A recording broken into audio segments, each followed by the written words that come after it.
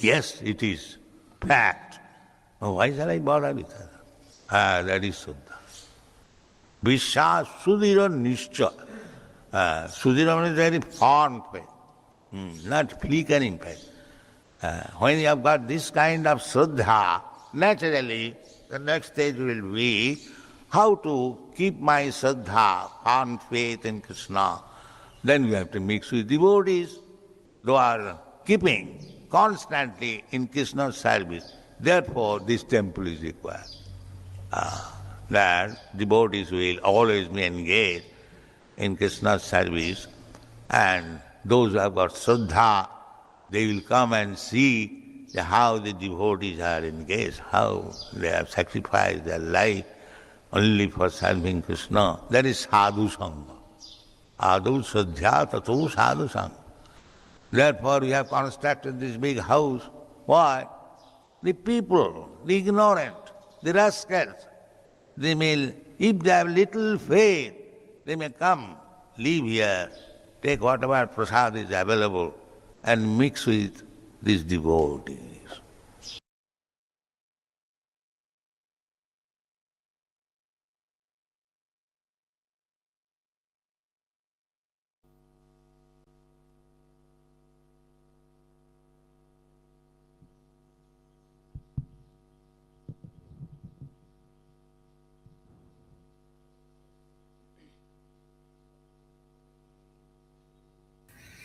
హరే కృష్ణ భక్తులందరికీ ప్రణామాలు. ఈరోజు ఉదయం మన హరే కృష్ణ గోల్డెన్ టెంపుల్ స్వయంభూ శ్రీ లక్ష్మీ నరసింహస్వామి వారి హారతి జరుగుతోంది. సో దయచేసి భక్తులందరూ దర్శనం చేసుకోగలరు. హరే కృష్ణ. శ్రీల ప్రభుపాద కీ జై.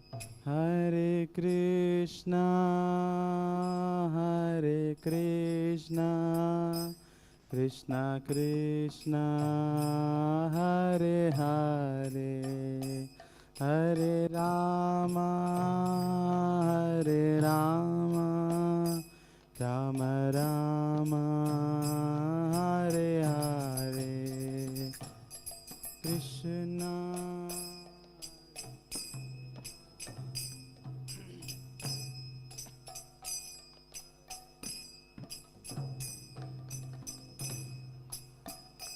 హరే రామ రామ రామ హరే హరే హరే కృష్ణ కృష్ణ కృష్ణ హరే హరే హరే రామ రామ రామ హరే హరే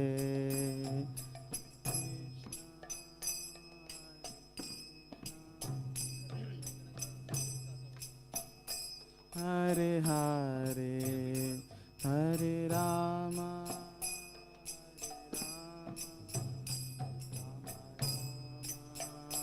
హరే హరే హరే కృష్ణ కృష్ణ కృష్ణ హరే హరే హరే రామ రామ రామ హరే హరే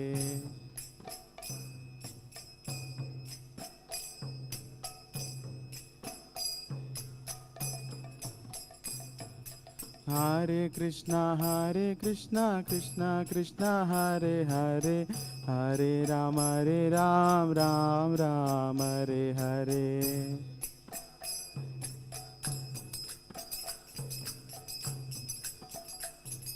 రామ రామ హరే కృష్ణ కృష్ణ కృష్ణ హరే హరే హరే రామ రామ రామ హరే హరే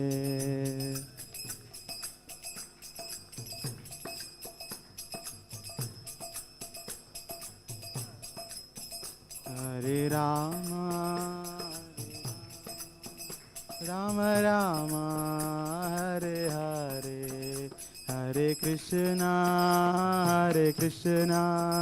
కృష్ణ కృష్ణ హరే హరే హరే రామ राम राम हरे हरे कृष्ण कृष्ण हरे हरे हरे राम राम राम हरे हरे जय राधा गोविंद राधे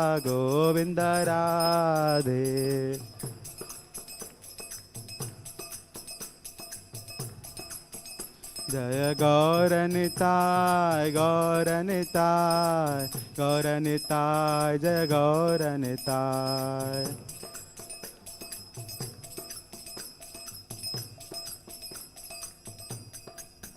जय जय Prabhupada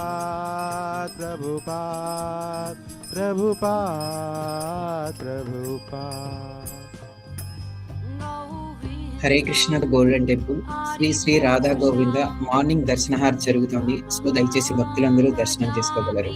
Hare Krishna.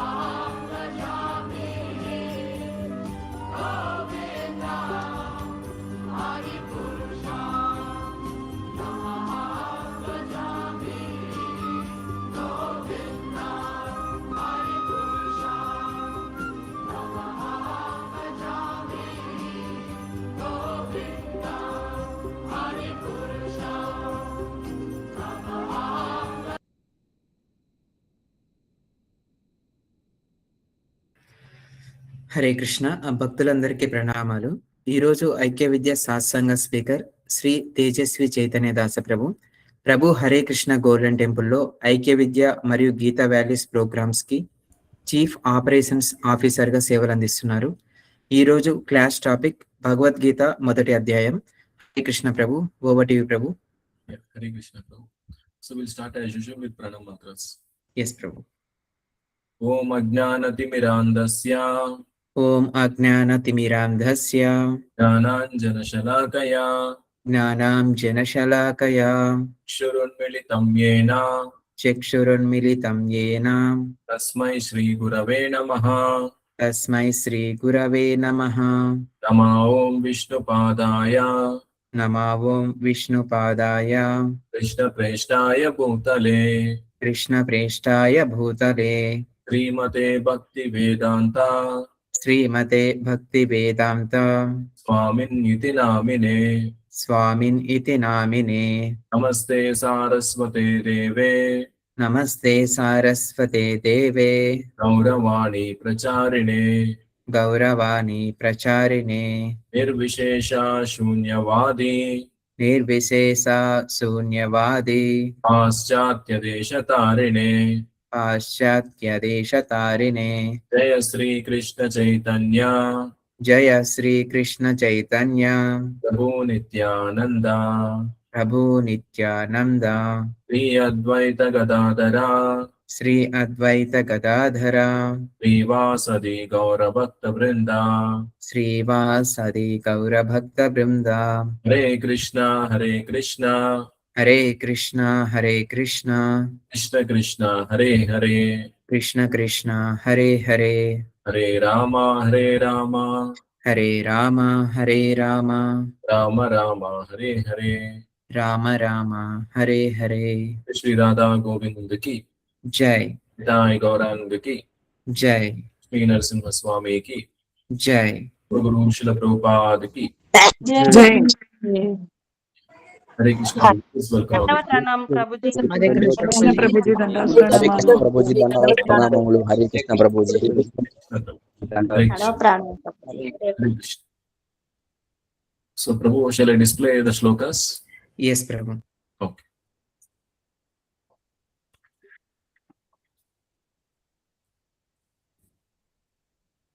So Prabhu will start recitation from 1.29. Okay ప్రభు.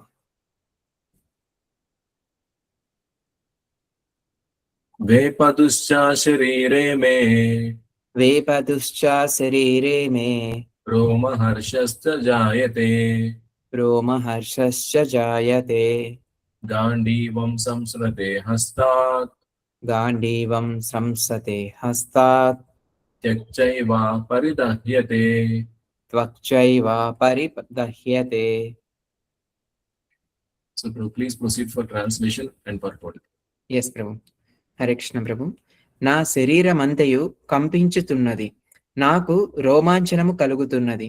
గాంధీవ ధనస్సు నా చేతి నుండి జారిపోతున్నది, నా చర్మము దహించుకుపోతున్నది. భాష్యం ప్రభు. 2 రకాల శరీర కంపనలు మరియు 2 రకాల రోమాంచనలు ఉండును. అధిక ఆధ్యాత్మిక పారవశ్యం కలిగినప్పుడు గాని, భౌతిక స్థితిలో తీవ్రమైన భయము కలిగినప్పుడు గాని అట్టి భావనలు ఏర్పడును.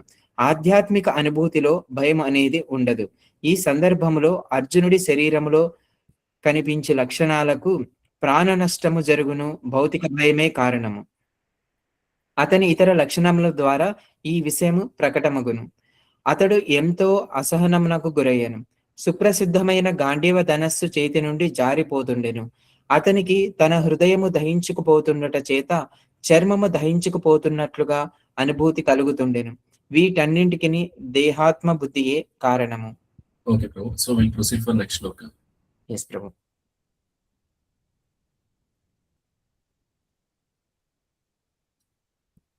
न च शक्नोमि अवस्थातुं న చ శక్నోమి అవస్థాతుం भ्रमतीवा च मे मनः భ్రమతీవా చ మే మనః निमित्तानि च पश्यामि నిమిత్తాని చ పశ్యామి विपरीतानि केशव విపరీతాని కేశవ. So please proceed for translation and purport, Prabhu. Yes Prabhu. Keshi సంహారి, ఓ కృష్ణ, నేను ఇప్పుడు ఇక్కడ ఏమాత్రము నిలవలేకుంటిని. నన్ను నేను మరిచిపోతుంటిని. నా మనస్సు చెలించుచున్నది. నేను కేవలము విపరీతములనే చూచుతుంటిని. భాష్యం ప్రభు. అసహనము చేత అర్జునుడు యుద్ధరంగమున నిలవలేకపోతుండెను. అంతేకాకుండా ఈ మనోదౌర్బల్యము చేత అతడు తనను తానే విస్మరించసాగను. భౌతిక విషయాల పట్ల అధికాసక్తి అనేది మానవుని అట్టి భ్రాంతిపూరితమైన జీవన స్థితిలో నిలుపును. భయం ద్వితీయాభినివేశతః స్యాత్. భాగవతం 11.2.37. అనగా భౌతిక బంధ పరిస్థితుల చేత అధికముగా ప్రభావితులైన వారిలోనే అటువంటి భయము మరియు మానసిక అస్థిరత్వము ఏర్పడును. అర్జునుడు యుద్ధరంగమున బాధాకరములైన విపరీత పరిస్థితులని దర్శించసాగను. శత్రువులపై విజయము సాధించినను అతడు ఆనందమును అనుభవించలేడు. ఇక్కడ నిమిత్తాని విపరీతాని అను పదాలు ఎంతో ప్రధానము. ఒకరికి తన తలంపులలో నిరాశయే కనిపించినప్పుడు నేను ఇక్కడ ఎందుకు ఉంటిని అని భావించును. సాధారణముగా ప్రతి ఒక్కరూ తమ పట్ల మరియు తమ హితము పట్లనే ఆసక్తిని కలిగి ఉందురు. పరమాత్మ పట్ల ఎవరూ ఆసక్తిని కనబర్చరు. శ్రీకృష్ణుని సంకల్పానుసారము అర్జునుడు ఇక్కడ తన నిజ స్వార్థగతి విషయములో అజ్ఞానమును ప్రదర్శిస్తుండెను. ప్రతి ఒక్కరి స్వార్థగతి విష్ణువు లేక శ్రీకృష్ణుని పట్లనే ఉండును. బద్ధజీవుడు ఈ విషయమును విస్మరించుట చేతనే భౌతిక క్లేశాలను అనుభవించును. యుద్ధ రంగమున లభించు విజయము తనకు దుఃఖ కారణమే కాగలదని అర్జునుడు భావించను. Hare Krishna Prabhu. Over to you. Hare Krishna Prabhu. ఇప్పుడు మనం ఈ 2 శ్లోకాలు చూసుకున్నట్టయితే ఇక్కడ శ్రీకృష్ణుడితో అర్జునుడు మాట్లాడడం మొదలు పెట్టాడు. మరి యుద్ధం చేయడానికి తనకి ఆసక్తి ఎందుకు లేదు అనే విషయాన్ని చెప్పడం మొదలు పెట్టాడు. అయితే వీటికి మన గురువు గారైన శ్రీల ప్రభుపాదుల వారు దానికి భాష్యం కూడా ఇచ్చారు. అయితే ఈ సందర్భం ఒకసారి మనం మునుపటి నుంచి ఒకసారి మనం చెప్పుకున్నట్టయితే యుద్ధరంగంలో కౌరవులు పాండవులు సమావేశం అయ్యారు. యుద్ధానికి అందరూ సిద్ధమయ్యారు. ఇక 2 సైన్యాల మధ్యలోకి మరి శ్రీకృష్ణుడు అర్జునుడు రథాన్ని తీసుకొచ్చాడు. ఒకసారి ఇదంతా గమనించిన తర్వాత ఇంక అర్జునుడు ఏం మాట్లాడుతున్నాడు అనేది మనం ఒకసారి చూద్దాం.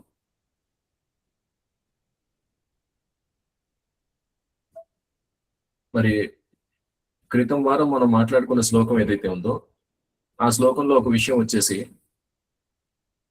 మరి అర్జునుడు వచ్చేసి బాగా జాలి చూపిస్తున్నాడు అనమాట అవతల వాడి మీద. అంటే యుద్ధం చేయడానికి ఏమాత్రం ఆసక్తి చూపించట్లేదు. దానికి ప్రభుపాదుల వారు ఏం చెప్పారంటే ఈ రకంగా అవతల వాళ్ళ మీద జాలి చూపించడం ఇవన్నీ శుద్ధ భక్తుల లక్షణం అనమాట. అయితే ఇది అర్జునుడు బలహీనత ఎంత మాత్రం కాదు. అంటే యుద్ధం చేయడం చేతగాకో లేకపోతే యుద్ధంలో ఓడిపోతానో గాయపడతానో లేకపోతే చంపబడతానో చెప్పేసి ఇక్కడ అర్జునుడికి ఏ రకమైన భయం లేదు. అదే మరి యుద్ధం చేయలేని బలహీనత ఎంత మాత్రం కాదు. కాకపోతే ఏంటంటే ఒక శుద్ధ భక్తుడు కాబట్టి మరి శుద్ధ భక్తులకి అన్ని మంచి లక్షణాలు వచ్చేస్తాయి. మనం ఇంతకు ముందు మాట్లాడుకున్నాం అన్నమాట. మరి ఇక్కడ అర్జునుడి విషయంలో పనిచేస్తుంది అది. మరి అవతల వాడి మీద జాలి చూపిస్తున్నాడు అనమాట. అనవసరంగా వాళ్ళని చంపడం దేనికి అని.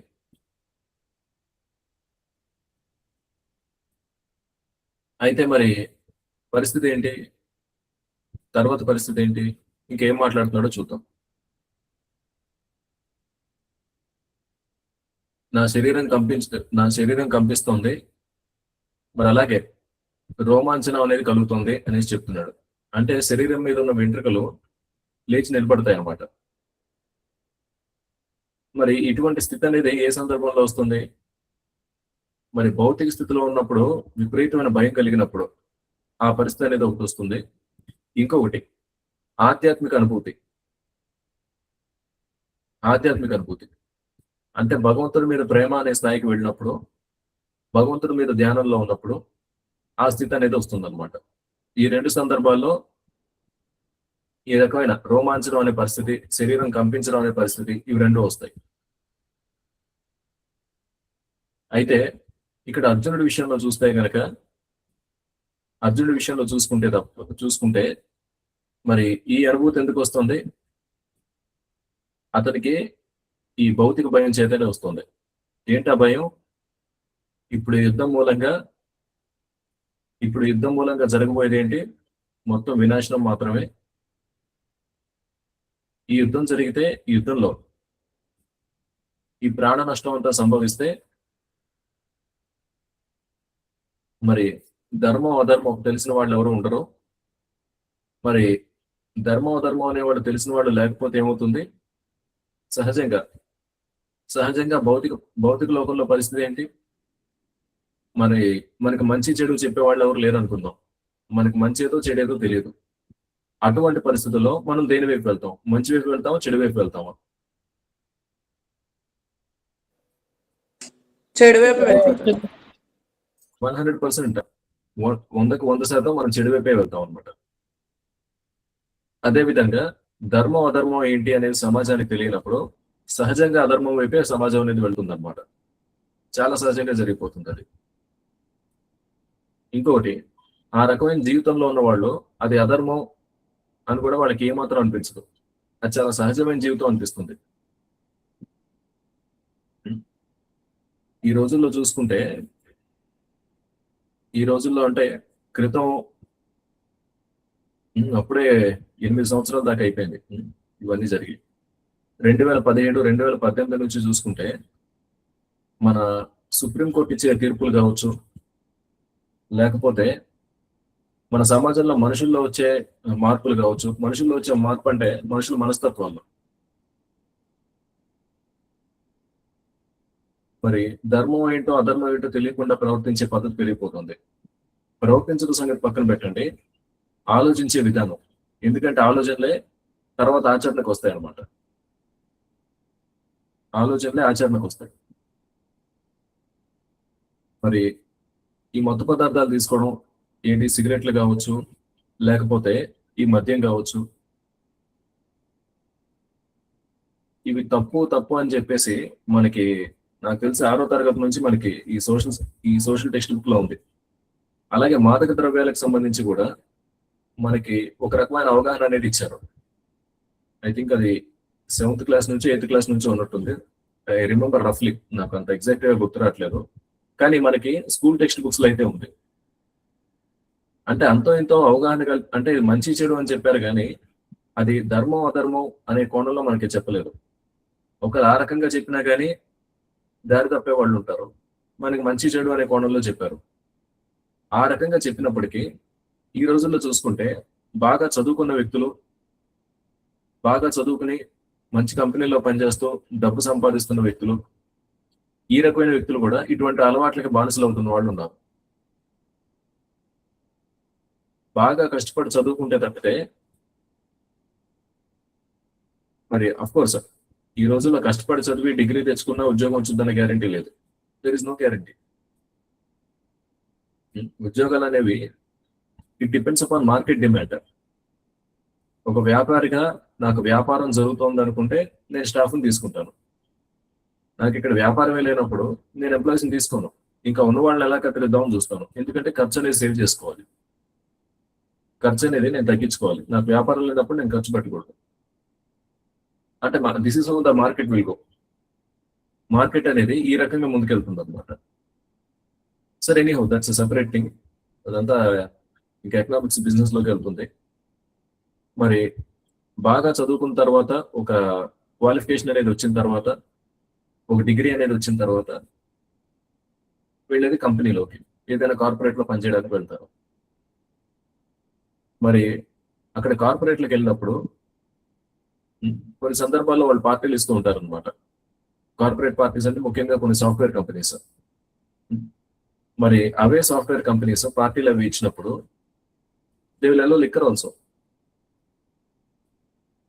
Few software companies. మరి చిన్నప్పుడు వాడు క్లాస్లో చదువుకున్న జ్ఞానం అంతా ఏమైంది? ఇంకా చుట్టుపక్కల ఉన్న వాళ్ళు పర్లేదురా ఒకసారి తాగు అనేసి చెప్తారు. They will tell like that. మరి ఇంకా ఇంకా మనుషుల మనస్తత్వాల్లో వచ్చిన మరిన్ని మార్పులు ఏంటంటే అదేంటి ఇంద్రియ లోలత్వం వల్ల అనమాట. ఇంద్రియ లోలత్వం ఒక కారణం అయితే వాళ్ళకి ధర్మం అధర్మం అనే విచక్షణ లేకపోవడం, ఇంకొకటి అసలు మనిషిగా బతకాలంటే ఎలాగా అనే జ్ఞానం లేకపోవడం. మామూలుగా మరి ఒక అమ్మాయి అబ్బాయి కలిసి ఉండడం అంటే అది కేవలం వివాహం ద్వారానే జరగాలి. వివాహం కాకుండా అమ్మాయిలు అబ్బాయిలు కలిసి ఉండడం అనేది ఇట్ ఈస్ యాక్చువల్లీ ప్రాస్టిట్యూషన్. అదొక ధర్మబద్ధమైన సంబంధం కాదు. కానీ సుప్రీంకోర్టు ఇచ్చిన తీర్పులు ఏంటి with respect to live in relationships? అదంతా లైక్ ఇద్దరు వ్యక్తులు మేజర్లు అయితే చాలు, పెద్దవాళ్ళు అయితే చాలు, వాళ్ళు కావాలంటే వాళ్ళు కలిసి ఉండొచ్చు, అది పూర్తిగా రాజ్యాంగబద్ధమైన విషయం అని చెప్పేసి సుప్రీంకోర్టు చెప్పుకొచ్చింది.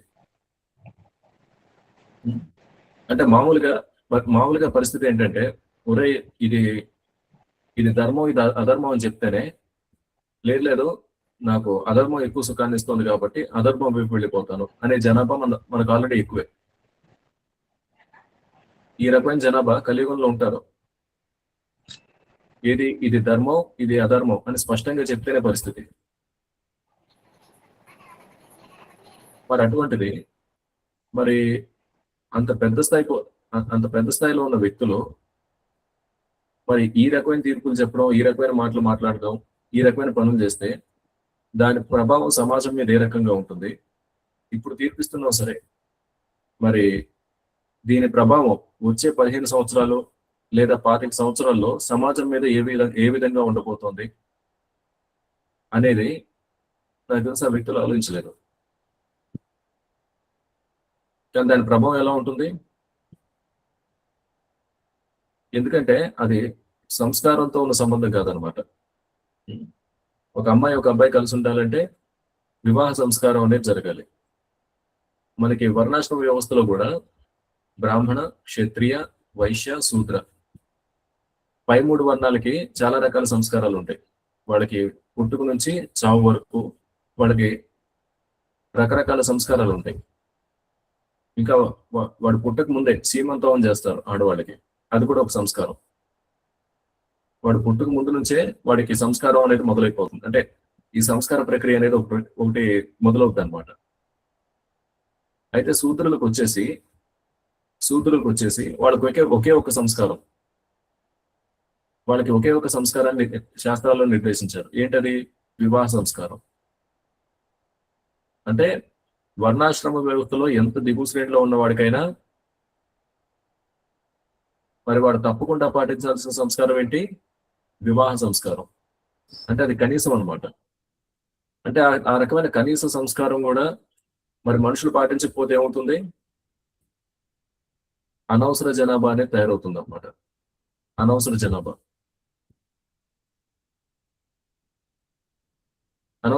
అంటే ఎవరు? ఈ వర్ణశంకర జాతి అనమాట. వర్ణశంకర జాతి అంటే మరి వాళ్ళకి ఈ వర్ణశంకర జాతి సరే అంటే ఈ వ్యవస్థలో వాళ్ళు ఫిట్ అవ్వరు. ఈ వర్ణాశ్రమ వ్యవస్థలో వాళ్ళు సరిపడరు అనమాట. వాళ్ళు సహజంగానే అధర్మ ప్రవర్తనతో ఉంటారనమాట. సహజంగానే అది పరిస్థితి. మరి అటువంటి వ్యక్తుల వల్ల ఏమవుతుందంటే ఇక సమాజంలో ఇక పూర్తిగా అశాంతి అనేది వచ్చేస్తుంది. అందులో ఏ రకమైన అనుమానం లేదు. Okay, so will proceed to next శ్లోక.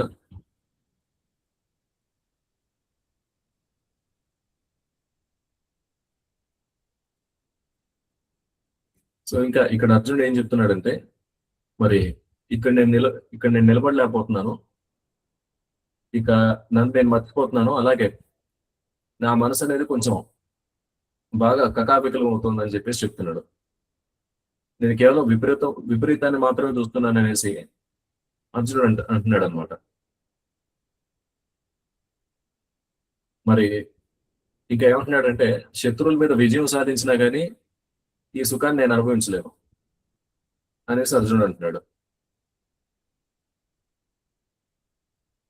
అయితే మరి ఈ రకమైన మనస్తత్వంతో ఉన్న వ్యక్తులు, అంటే ఇక్కడ ముఖ్యంగా అర్జునుడు వచ్చేసి అసలు నేను ఇక్కడ ఎందుకు ఉన్నాను, ఇక్కడ నేను ఉండాల్సిన అవసరం ఏంటనే ఉద్దేశంలో ఉన్నాడు అనమాట.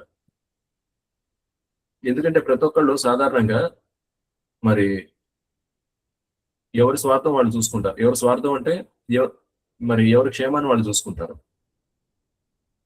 అయితే ఇక్కడ శ్రీకృష్ణుడు వచ్చేసి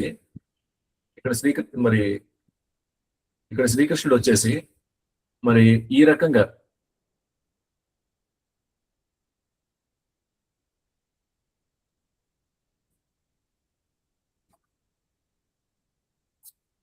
ఓకే మరి శ్రీకృష్ణుడి పట్ల మాత్రం ఎవరు ఆ రకమైన ఆసక్తిని కనపరచరు అనమాట. అంటే నా కంఫర్ట్, నా సౌకర్యం ఏంటనేది నేను చూసుకుంటాను. కానీ భగవంతుడి పట్ల అదే రకమైన ఆసక్తి ఉండదు. అయితే ఈ రెండు విషయాల వల్ల తేడా ఏంటి? నా సౌకర్యం నేను చూసుకోవడం అనేది ఒకటి. ఇక రెండవది వచ్చేసి భగవంతుడి గురించి నేను ఎక్కువ ఆలోచించను. ఇది రెండవది. మొదటి పని చేస్తే ఏమవుతుందంటే మరి ఆ ప్రవర్తన అజ్ఞానంతో చేసే ప్రవర్తన అవుతుంది. అయితే రెండవది భగవంతుడి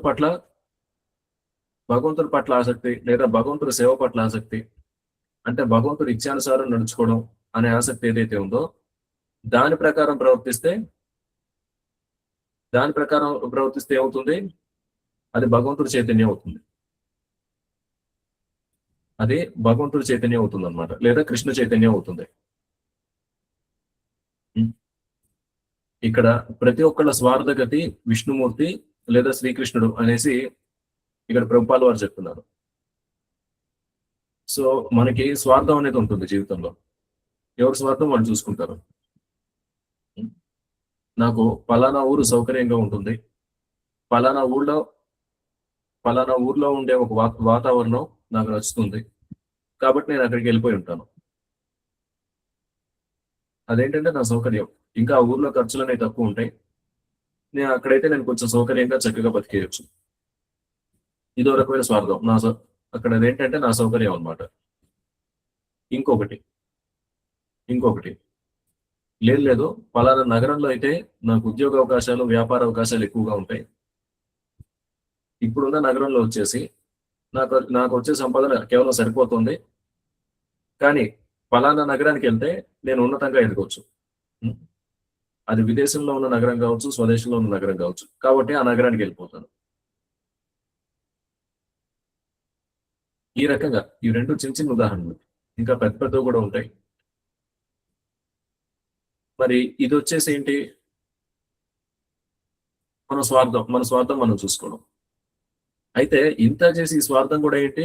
ఇది నిజమైన స్వార్థం కూడా కాదు. ఎందుకంటే వీడు అక్కడికి ఇక్కడికి వెళ్ళి సంపాదించి ఆ సంపాదన అంతా వీడు ఏం చేస్తాడు? వీడు పెద్ద సంపాదించుకోవడానికి ఉండదు, వీడు పెద్దగా ఖర్చు పెట్టుకోవడానికి ఉండదు. వీడు మహా అయితే ఖర్చు పెట్టుకునేది ఏంటి అంటే వాడు తిరిగే బండి, ఆ బండికి పెట్రోల్. ఒకవేళ వీడేమన్నా కొంచెం సిగరెట్లు తాగేవాడైతే ఏదో కొంచెం సిగరెట్లు కొనుక్కుంటాడు, బయటకు వెళ్ళి కొంచెం టీ తాగుతాడు, ఏదో ఇంట్లో ఉండింది తింటాడు, ఏదో అప్పుడప్పుడు బయట ఉండింది తింటాడు. అంతకుమించి వీడు పెద్దగా అనుభవించేదే ఉండదు. వాడు సంపాదించిందంతా దేనికి ఖర్చు అవుతాయి అంటే ఇంటికి కట్టుకునే రెంట్లకి, లేదా ఇల్లు లోన్ మీద కొనుక్కుంటే ఆ లోన్ కట్టే ఈఎంఐలకి, ఇంకా వాడి పిల్లల స్కూల్ ఫీజులకి, బట్టలకి, మరి వాడి భార్యకు సంబంధించిన మరి బట్టలు అవి కొనడానికి, ఈ రకంగా వాడు సంపాదించేదంతా ఏంటి? ఇతరుల కోసం ఖర్చు పెడతాడు అంతే.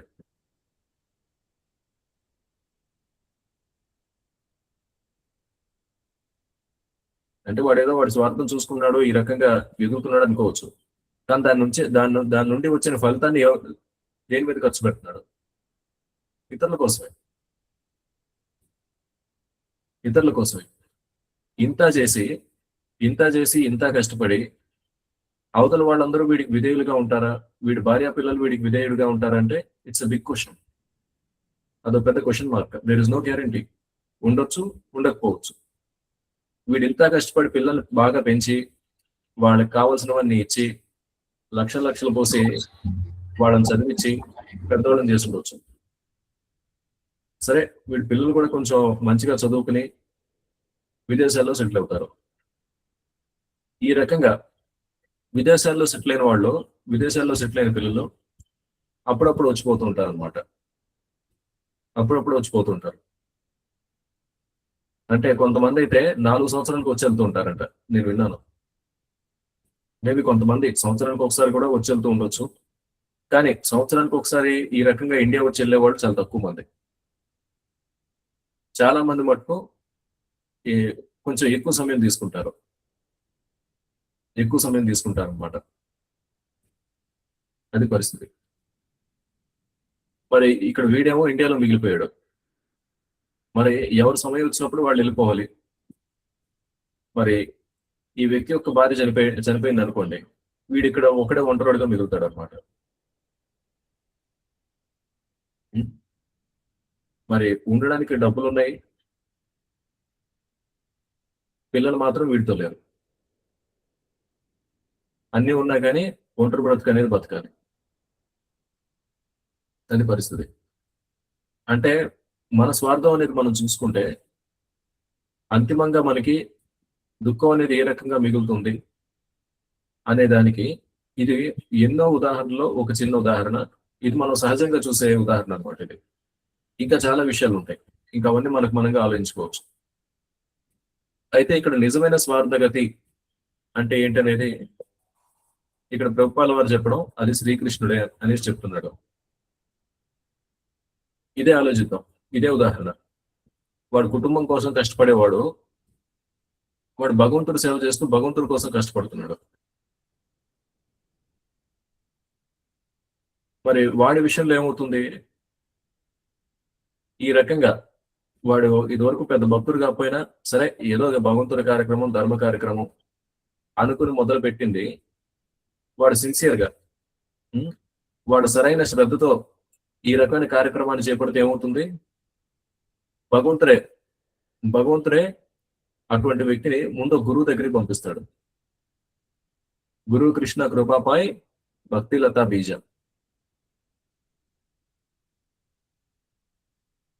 ఆ రకంగా మరి ఈ రకంగా భగవంతుడి సేవలోకి వచ్చిన వాడు, వాడికి సరైన గురువు తగిలిన తర్వాత ఏమవుతుంది? సరైన గురువు పరిచయం తర్వాత ఏమవుతుంది? మరి గురువు దగ్గర నుంచి ఉపదేశం అనేది తీసుకుంటాడు. గురువు దగ్గర తద్విద్ది ప్రణిపాతైన పరిప్రశ్నైన సేవయాత.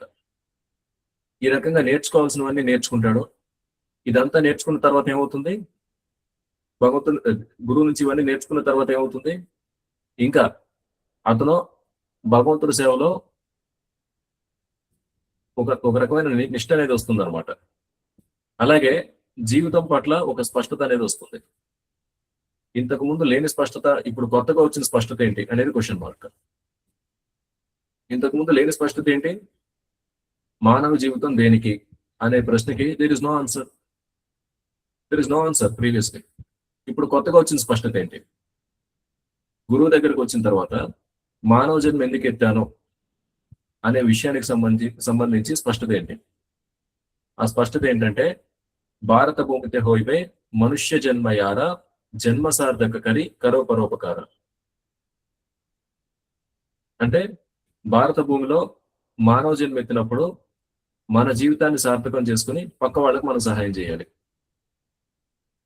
ఇది గురువు ద్వారా వచ్చిన స్పష్టత. అలాగే ఇంతకు ముందు నీకు భార్య పిల్లలు ఉన్నారు, లేదా నీకు ఒక భార్య ఉంది, నీకు ఒక కుటుంబం ఉంది, ఇప్పుడు నేనేం చేయాలి అనే విషయానికి సంబంధించి లేని స్పష్టత ఏంటి? మరి ఇంతకు ముందు మరి కుటుంబం అనేది ఉందంటే దేనికి? నేను సుఖాలు అనుభవించడానికి. మరి భార్య ఉందంటే నా భార్యతో నేను సరదాగా గడపడానికి. ఇంకా పిల్లల్ని కనేసి నా వంశాన్ని అభివృద్ధి చేసుకుంటూ ముందుకు తీసుకెళ్ళాలి. ఇంకా మా నాన్న నుంచి నాకు ఒక 10 ఎకరాలు వచ్చింది. ఇప్పుడు రేపు నేను ఇంకో 2 పిల్లలకి అంటాను. దీన్ని ఒక 20 ఎకరాలు చేయాలి. 20 ఎకరాలు చేసి తర్వాత తరానికి అందించాలి. సంపాదించు, కూడబెట్టు, పంచిపెట్టు. ఇది వరకు కుటుంబం విషయంగా స్పష్టత లేనప్పుడు, అసలు కుటుంబం అనేది నాకు ఎందుకుంది అనే విషయంగా స్పష్టత లేనప్పుడు ఆ వ్యక్తికి ఉన్న అభిప్రాయాలు అనమాట. సంపాదించు, కూడబెట్టు, పంచిపెట్టు. మరి నీకు అమ్మాయిని ఎందుకు ఇచ్చారో? సరే, నేను సుఖపడడానికి, సేవలు చేయించుకోవడానికి, పిల్లల్ని కనడానికి, ఇంకా కొంచెం సాత్వికంగా, కొంచెం అదేంటి మరీ రాజకీయంగా ఉన్న వాళ్ళు, వాళ్ళ అభిప్రాయాలు ఈ రకంగా ఉంటాయి.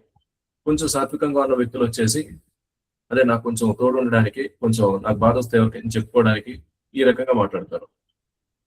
కానీ ఒకసారి గురువు దగ్గరికి వచ్చిన తర్వాత మరి ఇప్పుడు వాడికి కొత్తగా వచ్చిన స్పష్టత ఏంటి? మరి కుటుంబం ఇవన్నీ ఎందుకు ఉన్నాయి, నీకు ఒక అమ్మాయిని ఎందుకు ఇచ్చారు అనే దానికి సంబంధించి వీడికి వచ్చే స్పష్టత ఏంటి? ముందున్న స్పష్టత ఏంటి? మానవ జన్మెత్తాం, ముందు నన్ను నేను సార్థకం చేసుకోవాలి, మిగిలిన వాడికి ఉపకారం చేయాలి. ఇప్పుడు వీడికి కొత్తగా వచ్చిన స్పష్టత ఏంటి? ఇదివరకు ఏంటి? పెళ్లి చేసుకున్నాం, పిల్లలు కనేసాం, అయిపోయింది. నో. ఇప్పుడు కొత్తగా వచ్చిన స్పష్టత ఏంటి? నీ పిల్లల్ని నువ్వు భవసాగరాన్ని దాటించగలను అనే నమ్మకం నీకుంటే నువ్వు పిల్లలు కాదు. జనని నా శస్యాత్, పితరో నా శస్యాత్ అంటే ఏంటి దాని అర్థం? నీ పిల్లల్ని నువ్వు భవసాగరం దాటించలేను అంటే నాకు ఒకవేళ పిల్లలు పుడితే వాళ్ళని భవసాగరం నేను దాటించలేను, వాళ్ళని భగవంతుడి చైతన్యం వైపు లేదా కృష్ణ చైతన్యం వైపు వాళ్ళని నేను తీసుకెళ్ళలేను అనే నమ్మకం నీకు లేనప్పుడు నువ్వు తల్లవకూడదు, నువ్వు తండ్రి కూడా అవ్వకూడదు. అంటే ఆడవాళ్ళు అయితే తల్లి అవ్వకూడదు, మగవాళ్ళు అయితే తండ్రి అవ్వకూడదు. ఏ సందర్భంలో మీ పిల్లల్ని మీరు భవసాగరం దాటించలేరు అంటే నా పిల్లల్ని నేను భవసాగరం దాటించలేను అనుకున్నప్పుడు మరి వాళ్ళు తల్లిదండ్రులు అవ్వకూడదు అనమాట. ఇది శాస్త్రం చెప్తుంది. అంటే దీని అర్థం ఏంటి? పిల్లల గంట మానేయండి అని కాదు, పిల్లల గంట మానేయమని కాదు. శాస్త్రం చెప్తుంది ఏంటి? జన్మ సార్థక కరి. నాయన ముందు నువ్వు ఆధ్యాత్మిక జ్ఞానం నువ్వు నేర్చుకో, నీ భార్య పిల్లలకి నేర్పించు, కరోపరోపకారం. ఇది మనం అర్థం చేసుకోవాల్సింది. ఇది మనం అర్థం చేసుకోవాలి. మరి ఇంతకుముందు గురువు లేనప్పుడు మామూలు జీవితం మరి మామూలుగా జీవిస్తున్నప్పుడు అప్పుడు లేని స్పష్టత ఏంటి? డబ్బులు ఎందుకు సంపాదిస్తున్నాం అనే దానికి సంబంధించి అంత గొప్ప స్పష్టత లేదు. ఎందుకు సంపాదిస్తున్నాం అని అడిగితే ఎవరైనా చెప్పేది ఏంటి? సంపాదించాలి, కొంచెం ఖర్చులు అవి ఉన్నాయి కుటుంబానికి, పిల్లల చదువులకి, అలాగే కొన్ని ఆస్తులు అవి కొంటున్నాం, ఇప్పుడు ఉన్న సేవింగ్స్ అనేవి సరిపోవు, వీటితో పాటుగా కొంచెం బ్యాంకు నుంచి తీసుకుని అది ఇది కలిపేసి మరి ఆస్తులు అనేవి కొనుక్కుంటే తర్వాత వాటి విలువ అనేది పెరుగుతుంది. కొంచెం పిల్లలు పెద్ద అయ్యి పెళ్లిళ్ళకి వచ్చే నాటికి వాళ్ళకి ఏదో ఒకటి ఉంటుంది. సో సాధారణంగా ఆలోచించే పద్ధతి అదనమాట. ఇప్పుడు గురువు దగ్గరికి వెళ్ళారు, గురువు దగ్గర ఉపదేశం అనేది తీసుకున్నారు. ఉపదేశం అనేది తీసుకున్నప్పుడు ఇక్కడ జీవితంలో కొత్తగా వచ్చే స్పష్టత ఏంటి? నువ్వు ఎంతైనా ప్రయత్నించు, నీకు ఈ జీవితంలో ఎంతైతే రాసి పెట్టిందో అంతవరకే వెళ్తాం. కొంతమంది ఎంత కష్టపడినా కానీ ఆర్థికంగా ఒక స్థాయికి మించి ఎదగలేరు. కొంతమంది పెద్దగా ప్రయత్నాలు చేయకపోవచ్చు, అయినా సరే ఆర్థికంగా ఎదిగేస్తున్నారు. కారణం ఏంటి? పూర్వకర్మలు. శంకరాచార్యులు చెప్తారన్నమాట భజగోవిందంలో ఏమని? ఎల్లబసే నిజ కర్మోపాతం అంటే నీ క్రితం కర్మల మూలంగా నీకు ఏదైతే వస్తుందో దాంతో నువ్వు తృప్తి పడు అనేసి శంకరాచార్యులు చెప్తారు. ఈ స్పష్టత గురువు గారి దగ్గరికి వెళ్తే వస్తుంది. గురువు గారి దగ్గరికి వెళ్తే ఈ స్పష్టత వస్తుంది అన్నమాట. ఇంకొకటి, మనం సంపాదించే ధనం ఏంటంటే కేవలం మన స్వార్థం కోసం మనం ఖర్చు పెట్టుకోకూడదు. మరి దేనికోసం ఖర్చు పెట్టాలి? భగవంతుడి సేవ కోసం ఖర్చు పెట్టాలి. భగవంతుడి సేవ కోసం మనం ఖర్చు పెట్టాలి.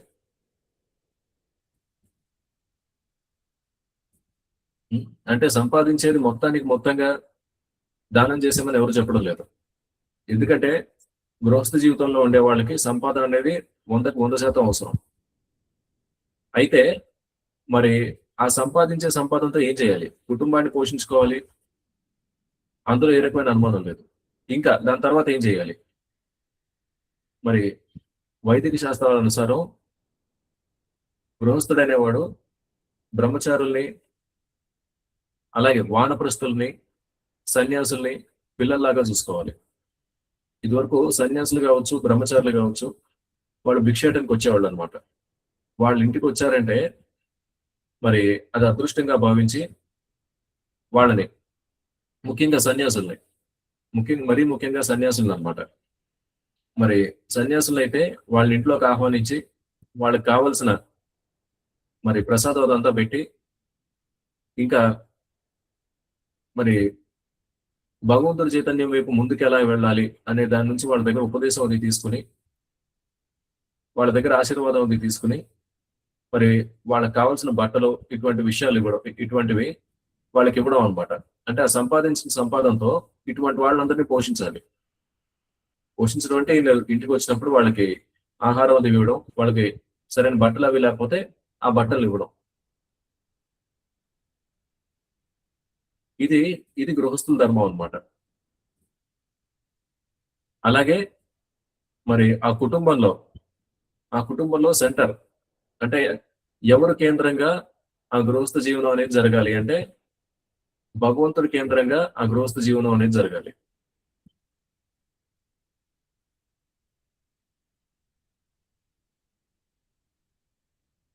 మరి గురువు దగ్గరికి వెళ్ళక ముందు స్వార్థం అంటే ఏంటి? నా మనసుకి ఏది వస్తే ఆ పని చేసుకోవడం. ఒక్కొక్కరికి ఒక్కో రకమైన స్వార్థం ఉంటుంది. ఒకరికేమో వాడి వ్యాపారం మీదే వాడు ఉంటాడు, ఇంట్లో వాళ్ళని పట్టించుకోవడం. ఇంకొకరికేమో వాడికి విహారయాత్రలు అంటే చాలా ఇష్టం, లేదా ఏదో ఎంజాయ్ చేయడం అంటే ఇష్టం. వారసత్వంగా వచ్చిన వ్యాపారాన్ని పట్టించుకోవాలంటే వాడు పట్టించుకోడు. వాడు ఎంజాయ్మెంట్ వాడిది. అదే ఇక వారసత్వంగా వచ్చిన వ్యాపారాన్ని తీసుకుంటే ఏమవుతుంది? ఇప్పుడు వీడు కొత్తగా కింద నుంచి మరి వాడు తయారు చేయడానికి ఏం లేదు, ఉన్నదాన్ని ఉన్నట్టుగా చూసుకుంటే సరిపోతాయి. మంచిగా సంపాదించుకోవచ్చు, జీవితం కంఫర్టబుల్ గా ముందుకెళ్ళిపోతుంది. కానీ వాడి మైండ్ లో ఉన్న విషయం వేరు. వాడంతా కుదురుగా కూర్చుని పని చేయమంటే పని చేయడు. వాడి ఎంజాయ్మెంట్ ఇంపార్టెంట్. ఇక అదేంటంటే ఇంకా వాడి తండ్రికి అదొక హెడేక్ అవుతుంది. ఆయనకు అదొక తలకాయ నొప్పి అవుతుంది అనమాట. వీడి ఇంత బాధ్యత లేకుండా ఉన్నాడు, ఏంటి పరిస్థితి అనేసి.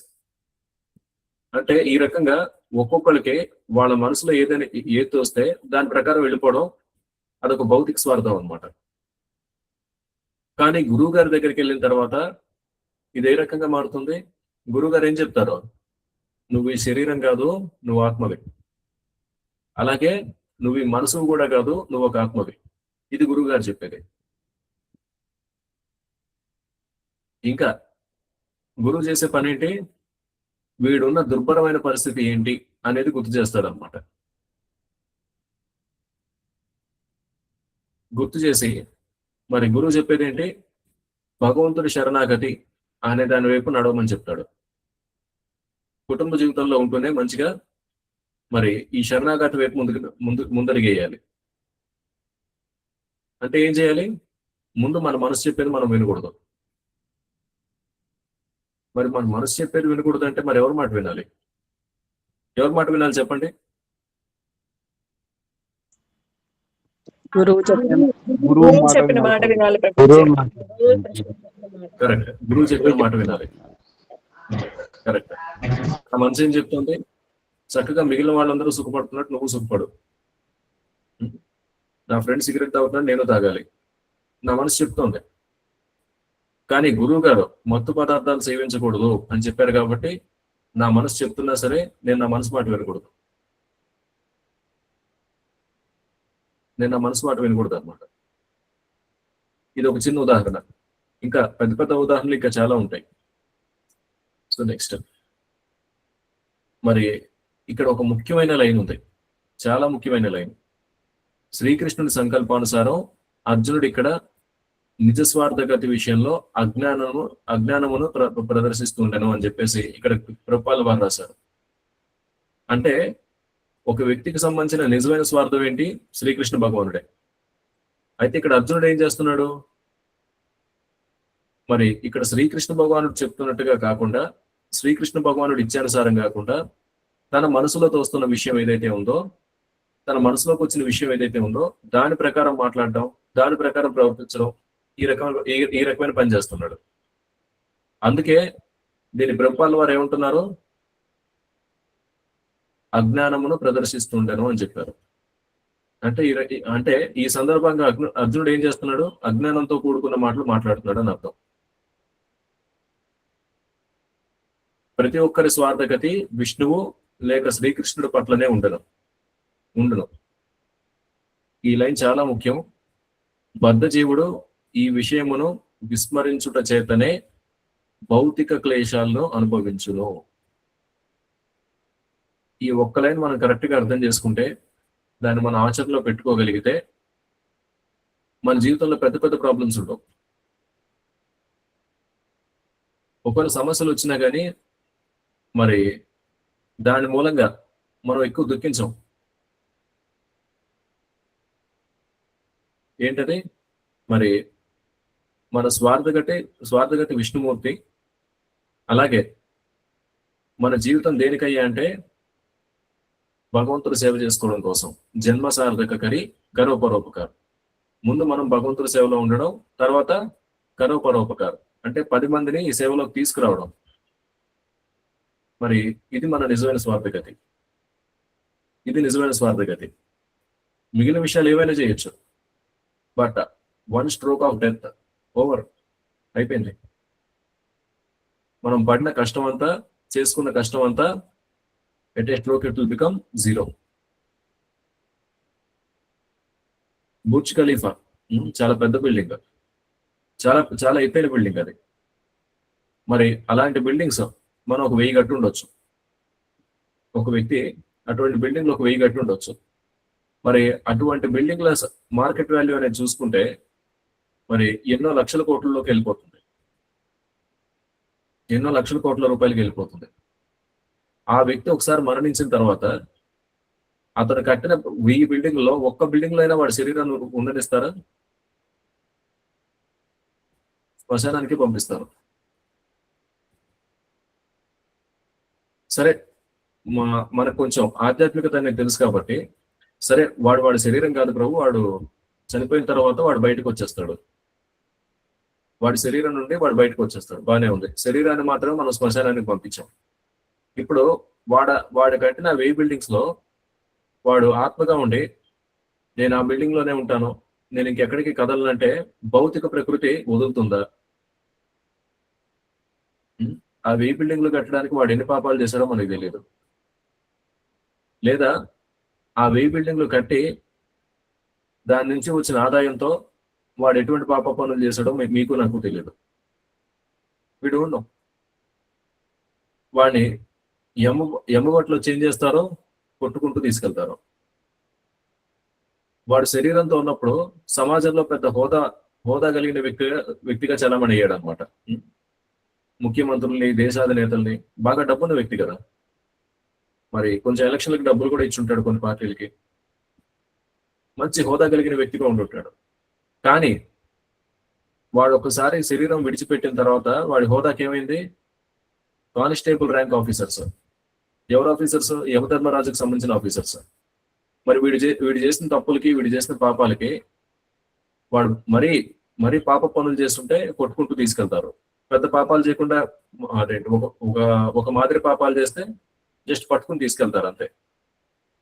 మరి పైకి వెళ్ళిన తర్వాత యమధర్మరాజు విధిస్తాడు. ఇక వాడు మరీ పాపిష్టోడు అనుకోండి, ఇక్కడ నుంచి వాడిని చాలా అగౌరవపరంగా, మామూలుగా ఏదో ఒక పదం వాడుతుంటారు, మానవ హక్కులని. ఆ మానవ హక్కులు, ఈ మానవ హక్కులు ఏవైతే ఉంటాయో ఇక ఊహించలేని రీతిలో దానికి వ్యతిరేకంగా వీడి విషయంలో ప్రవర్తిస్తూ తీసుకెళ్తారు. అఫ్కోర్స్ ఈ నరకంలో విధించే శిక్షణ అనేది అది సెపరేట్ టాపిక్. దాన్ని మనం సెపరేట్ గా మాట్లాడుకుంటాం. మరి ఏమైంది వాడి హోదా? శరీరంలో ఉన్నప్పుడు, శరీరంలో నుంచి బయటకు వచ్చిన తర్వాత వాడి పరిస్థితి పూర్తిగా తలకిందలైపోయింది. ఇక వాడు కట్టిన 1000 బిల్డింగ్స్ ఏమంటే ఒక్కొక్కటి తీసేసుకుంటారు. ఈ రోజు అంటే నిన్నటిదాకా శరీరంలో ఉన్నంత వరకు వాడిది నాది అనుకున్నది రేపు ఇంకెవరో తీసేసుకుంటారు. డౌన్ ద లైన్ ఒక 20 ఏళ్ళు 25 ఏళ్ళు అయిన తర్వాత ఏమవుతుంది, ఆ బిల్డింగ్స్ లో కొన్ని బిల్డింగ్స్ ని కూల్చేయచ్చు కూడా, అవసరం కొద్దీ కూల్చేయచ్చు. మరి 100 కోట్ల ఖర్చు ఏమైంది? మట్టిపాలైపోయింది.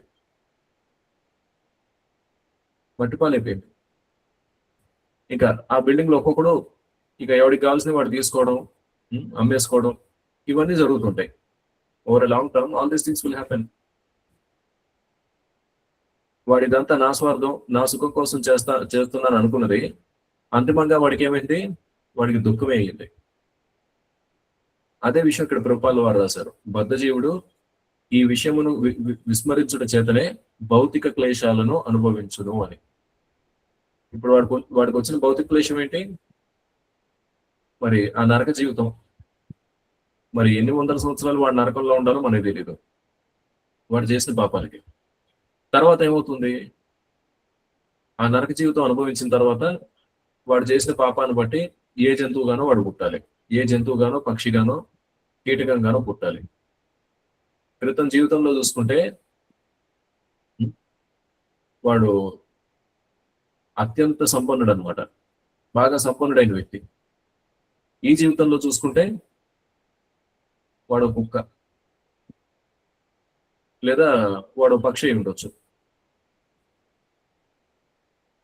అది ఇప్పుడు వాడి పరిస్థితి. వాడి స్థితి అంత దిగజారిపోయింది. ఇక ఒక జంతువు జన్మ తర్వాత ఇంకో జంతువు, ఇంకో జంతువు జన్మ తర్వాత ఇంకో జంతువు జన్మ, ఇక తర్వాత వాడికి మానవ జన్మ అనేది ఎప్పుడు వస్తుందో వీ డోంట్ నో, మనకు తెలీదు.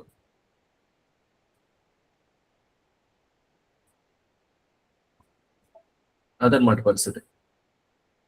మరి మన స్వార్థం కోసం ప్రవర్తించడం అంటే మన ఇంద్రియాల్ని మనం సుఖపెట్టుకోవడం. మరి మన స్వార్థగతి విష్ణుమూర్తి అయినప్పుడు మనం ఏం చేస్తాం?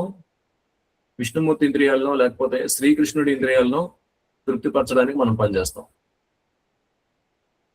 అంటే మన ఇంద్రియాల్ని నిగ్రహించుకుని మన ఇంద్రియాల్ని కాదు అని విష్ణుమూర్తి ఇంద్రియాలకి మనం సుఖాన్ని ఇవ్వడానికి ప్రయత్నిస్తాం అన్నమాట.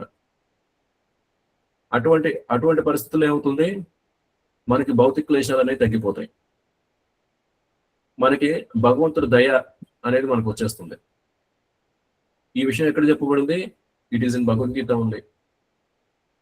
మరి 2.64 2వ అధ్యాయంలో 64వ శ్లోకం చాలాసార్లు మనం చెప్పుకున్నాం. రాగద్వేష విముక్తయిస్తూ విషయాన్ ఇంద్రియైశ్చరన్ ఆత్మవశ్యేర్ విధేయాత్మ ప్రసాదం అధిగచ్చతి. అంటే ఏంటి దీని అర్థం? రాగద్వేష విముక్తయిస్తూ 2 విషయాల నుంచి ముందు మనం విముక్తులం అవ్వాలి. ఏంటవి? రాగ ద్వేష. ఒకటి గుర్తుపెట్టుకోండి, ఒక కూరగాయను ద్వేషించినా సరే మనం మళ్ళీ ఈ భౌతిక ప్రపంచంలో పుట్టాల్సి ఉంటుంది. రాగద్వేష అంటే మనకుండే అటాచ్మెంట్, అంటే భౌతిక ప్రపంచంతో మనకుండే సంబంధం రాగం వల్ల కావచ్చు, ద్వేషం వల్ల కావచ్చు, ఈ రెండింటి వల్ల ఉంటుందన్నమాట. ఈ రెండింటి వల్ల మనం భౌతిక ప్రపంచానికి బద్దులం అవుతాం. కాబట్టి రాగం, ద్వేషం రెండింటిని విడిచిపెట్టాలి. ముందు ద్వేషాన్ని విడిచిపెడితే మనకి సగం సమస్యలు తగ్గుతాయి. మనకి సగం సమస్యలు మనం ద్వేషాన్ని విడిచిపెడితే తగ్గిపోతాయి. ఇక తర్వాత రాగాన్ని కూడా విడిచిపెట్టాలన్నమాట. రాగం అంటే మరి ఈ భౌతికమైన ఆసక్తి.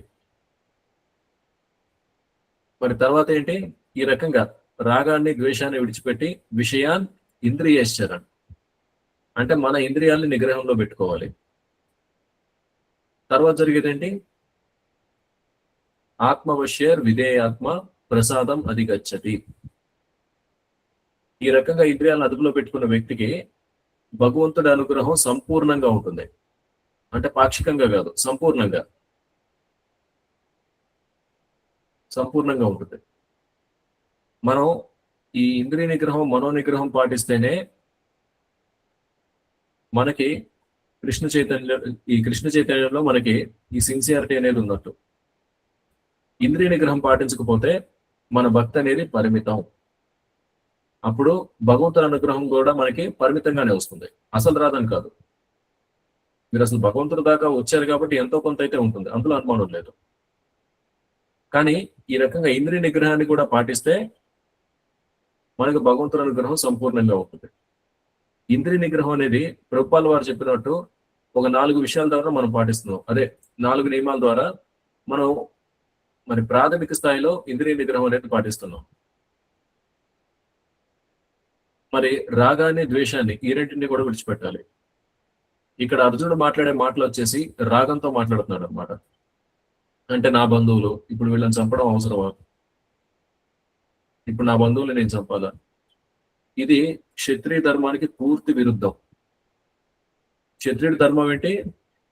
అవసరమైనప్పుడు యుద్ధం చేయాలి, ధర్మయుద్ధం అయినప్పుడు ఖచ్చితంగా చేయాలి. ఇక్కడ అర్జునుడికి రాగం అనేది ఎక్కువైపోయి శాస్త్రం చెప్పిన క్షత్రియ ధర్మం ఏదైతే ఉందో దాన్ని పాటించడంలో ఇక్కడ బలహీనత అనేది చూపిస్తున్నాడు. అనమాట.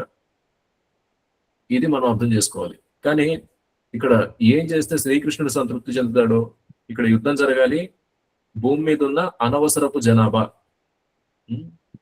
ఈ రాక్షస ప్రవృత్తి గల జనాభా ఏదైతే ఉందో అదంతా తుడిచిపెట్టుకుపోవాలి. ఇది శ్రీకృష్ణుడి కోరిక. పరిత్రాణాయ సాధూనాం వినాశాయ చతుష్కృతాం ధర్మ సంస్థాపనార్థాయ సంభవామి యుగే యుగే. ఇప్పుడు ఇక్కడ శ్రీకృష్ణుడు చేస్తున్న పని ఏంటి? వినాశాయ చతుష్కృతాం, అది భగవంతుడి కార్యం. ఆ కార్యంలో అర్జునుడు శ్రీకృష్ణుడికి సహాయం చేయడం అనేది మనదేంటిది? అది భగవంతుడి ఇంద్రియాల్ని తృప్తిపరచడం. ఆ విషయంగా అర్జునుడు విముఖత వ్యక్తం చేస్తున్నాడు కాబట్టి ఇక్కడ ప్రభుపాల్ వారు ఈ లైన్ రాశారు. అర్జునుడు ఇక్కడ తన నిజ స్వార్థగతి విషయంలో అజ్ఞానమును ప్రదర్శిస్తుండను అని రాశాడు. ఇది ఇక్కడ మనం అర్థం చేసుకోవాల్సిన విషయం. ఓకే, సో ఈరోజు మన ముఖ్యమైన లెర్నింగ్ ఏంటి? ముఖ్యంగా మన టేక్ హోమ్ థింగ్స్ ఏంటి? మరి మనం నిజంగా ఈ మానవ జీవితం అనేది ఎత్తింది దేనికి? భగవంతుడి కోసం పనిచేయడానికి. మన కుటుంబ జీవితంలో ఉన్నా సరే ఆ కుటుంబ జీవనం అనేది మరి గురువు గారు చెప్పిన దాని ప్రకారం ఆ జీవనాన్ని మనం ముందుకు నడిపించుకుంటూ తీసుకెళ్ళాలి. మనకి ప్రణాళికలు అనేవి ఉండొచ్చు, కానీ ఈ ప్రణాళికలన్నీ, వీటితో వచ్చే ఫలితాలని మనం ఏం చేస్తున్నాం అనేది ముఖ్యం అన్నమాట. వాటిని భగవంతుడి సేవలో మనం వినియోగించాలి. మనకి నిజమైన స్వార్థం శ్రీకృష్ణుడు అని మనం అర్థం చేసుకోవాలి. మరి ఈ రకంగా నిజమైన స్వార్థం శ్రీకృష్ణుడు అని అర్థం చేసుకుని మన ఇంద్రియాల్ని మనం అదుపులో పెట్టుకుంటూ, మన మనసును మనం అదుపులో పెట్టుకుంటూ ప్రవర్తిస్తే ఏమవుతుంది? ఇంతకుముందు నా స్వార్థం కోసం నేనేమైనా చేసేయడానికి సిద్ధం, అటువంటి మనస్తత్వం కలిగిన వ్యక్తి. నాలాగే ఇంకో వ్యక్తి కూడా అలాగే ప్రవర్తిస్తాడు. కానీ భౌతిక ప్రపంచంలో వనరులు అనేవి పరిమితం. దానివల్ల ఏమవుతుంది? ఈ కొట్లాట్లు అనేవి ఉంటాయి, ఈ కలహాలు అనేవి ఉంటాయి. కానీ ఇప్పుడు పరిస్థితి ఏంటి? ఇప్పుడు పరిస్థితి వచ్చేసి మరి భగవంతుడి సేవే ముఖ్యం అని చెప్పేసి ఒక వైరాగ్యంతో ప్రవర్తిస్తున్నాం. అంటే నాకేమొద్దు, భగవంతుడి కోసం. ఈ రకంగా వైరాగ్యంతో పనిచేస్తున్నాం. అవతల వ్యక్తి కూడా ఈ రకంగా వాడు కూడా వైరాగ్యంతో పనిచేస్తున్నాడు. అంటే నా సొంత ఇంద్రియాలకి, నా తృప్తి కోసం ఏమొద్దు, భగవంతుడి కోసం నేను పనిచేస్తున్నాను. ఈ రకంగా ఉన్నప్పుడు ఏమవుతుంది? అప్పుడు భౌతిక ప్రపంచంలో ఉండే వనరులు పరిమితంగా ఉండవు, అపరిమితంగా వచ్చేస్తాయి. నిజంగా వస్తాయి. భాగవతంలో మొదటి క్యాంటో అంటే మొదటి స్కందంలో ఒక పర్పట్లో చెప్తారనమాట. ధర్మరాజు పరిపాలనలో భూమి వచ్చేసి సహజంగా విలువైన రాళ్లను ఉత్పత్తి చేసేదంట. వేడి ప్రభావంతో మరి ఇక్కడ ఆకాశంలో ఉండే కొన్ని నక్షత్రాలు కావచ్చు, ఈ ప్రభావంతో భూగర్భంలో సహజంగా ఈ విలువైన రాళ్ళనే తయారయ్యేవంట. ఎప్పుడు? రాజు పరిపాలన ధర్మంగా ఉన్నప్పుడు, ధర్మబద్ధంగా నడిచినప్పుడు సంపద దానంతట అదే వస్తుంది. వజ్రాలు అంటే ఏం లేదు, it is nothing but some carbon material. Periodic table ప్రకారం చూసుకుంటే, కెమికల్స్ సంబంధించిన పీరియాడిక్ టేబుల్ ప్రకారం చూసుకుంటే it is just a carbon material, carbon అంతే. మరి భూమిలో జరిగే రసాయనిక చర్యల మూలంగా అది ఆ రకమైన స్థితికి వస్తుంది. దాన్ని సానబెట్టేసి ఒక ఆకృతి తీసుకొచ్చి దాన్ని నగల్లో పెట్టడం అలా చేస్తారు. మరి అది ఎలా తయారవుతుందంటే భూగర్భంలో జరిగే రసాయనిక చర్యల మూలంగా జరుగుతుంది. మరి ఎవరు అధ్యక్షుని ఇదంతా జరుగుతుంది? మయాధ్యక్షేన సువేతే సచరాచరం ఏతునానేన కౌంతేయ మాయధ్యక్షేణ ప్రకృతి సువేతే సచరాచరం హేతునానేన కౌంతేయ జగద్వి పరివర్తతే. This is what Shri Krishna says. మరి ఈ రకంగా సమాజంలో ఉన్న మనుషులందరూ ఇంద్రియ నిగ్రహంతో, రాగద్వేషాన్ని విడిచిపెట్టి ఇంద్రియ నిగ్రహంతో వాళ్ళు ప్రవర్తిస్తే ఏమవుతుంది? మానవ సమాజంలో సంపద అనేది ఇంతకు ముందు ఉన్నట్లుగా పరిమితంగా ఉండదు, ఇంకా పెరుగుతుంది. అప్పుడు సమాజంలో పేదరికం అనేది ఉండదు. ఈ రకంగా ప్రస్తుతం ప్రతి ఒక్కళ్ళు ఇంద్రియ లోలత్వంతో నాకు కావాలంటే నాకు కావాలి అన్నట్టు మరి ఉన్న పరిమితమైన సంపద మీద ఇంకా కొట్లాట అనేది మొదలు పెడితే ఏమవుతుంది? మనం చేసుకునే పాపాలకి ఆ సంపద ఇంకా తరిగిపోతూ ఉంటుంది. ఎవరు సుఖంగా బతకలేరు. సుఖంగా బతకడం అనేది అసలు జరగని పని. Okay, so this is today's topic and discussion. Narayana Swami Prabhu. Hare Krishna. భక్తులకు ఏవైనా సందేహాలు ఉంటేనా దయచేసి హ్యాండ్ రైజ్ చేయగలరు.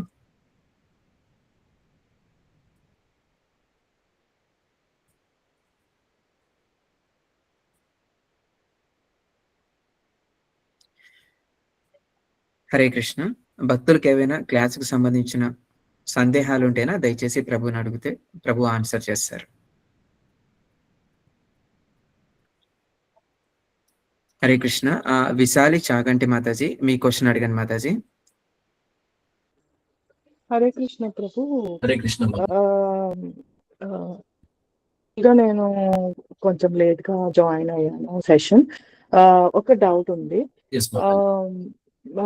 బేసిక్ గా గురువుని ఎలా చూస్ చేసుకోవాలి అంటే, హరే కృష్ణ మంత్రం అంటే ఈ రీల్స్ వీడియోస్ ఈ బయట ఇస్కాన్ టెంపుల్స్ అన్ని చూసి ఆ కృష్ణుడివి లీలలు ఇవన్నీ విని ఇంప్రెస్ లైక్ ఇవన్నీ ఇంట్రెస్టెడ్ అనిపించి కృష్ణ రిలేటెడ్ గా భగవంతుణ్ణి ధ్యానించడము, రోజు హరే కృష్ణ జపము అట్లీస్ట్ 1 రౌండ్ అయినా చేయడము, ఇవన్నీ కొంచెం స్టార్ట్ చేసిన మాలాంటి బిగినర్స్ కి how should we choose Guru?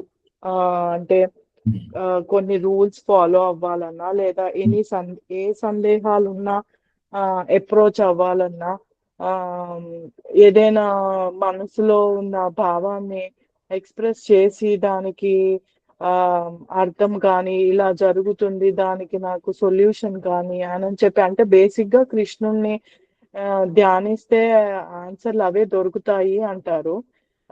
But కొన్ని రూల్స్ ఏవైనా ఫాలో అవ్వాలన్నా లేదా కొన్ని సందేహాలు ఉన్నా అప్రోచ్ అవ్వాలన్నా లేదా గురువుని చూస్ చేసుకోవాలన్నా ఎలా చూస్ చేసుకోవాలంటారు ప్రభుజీ?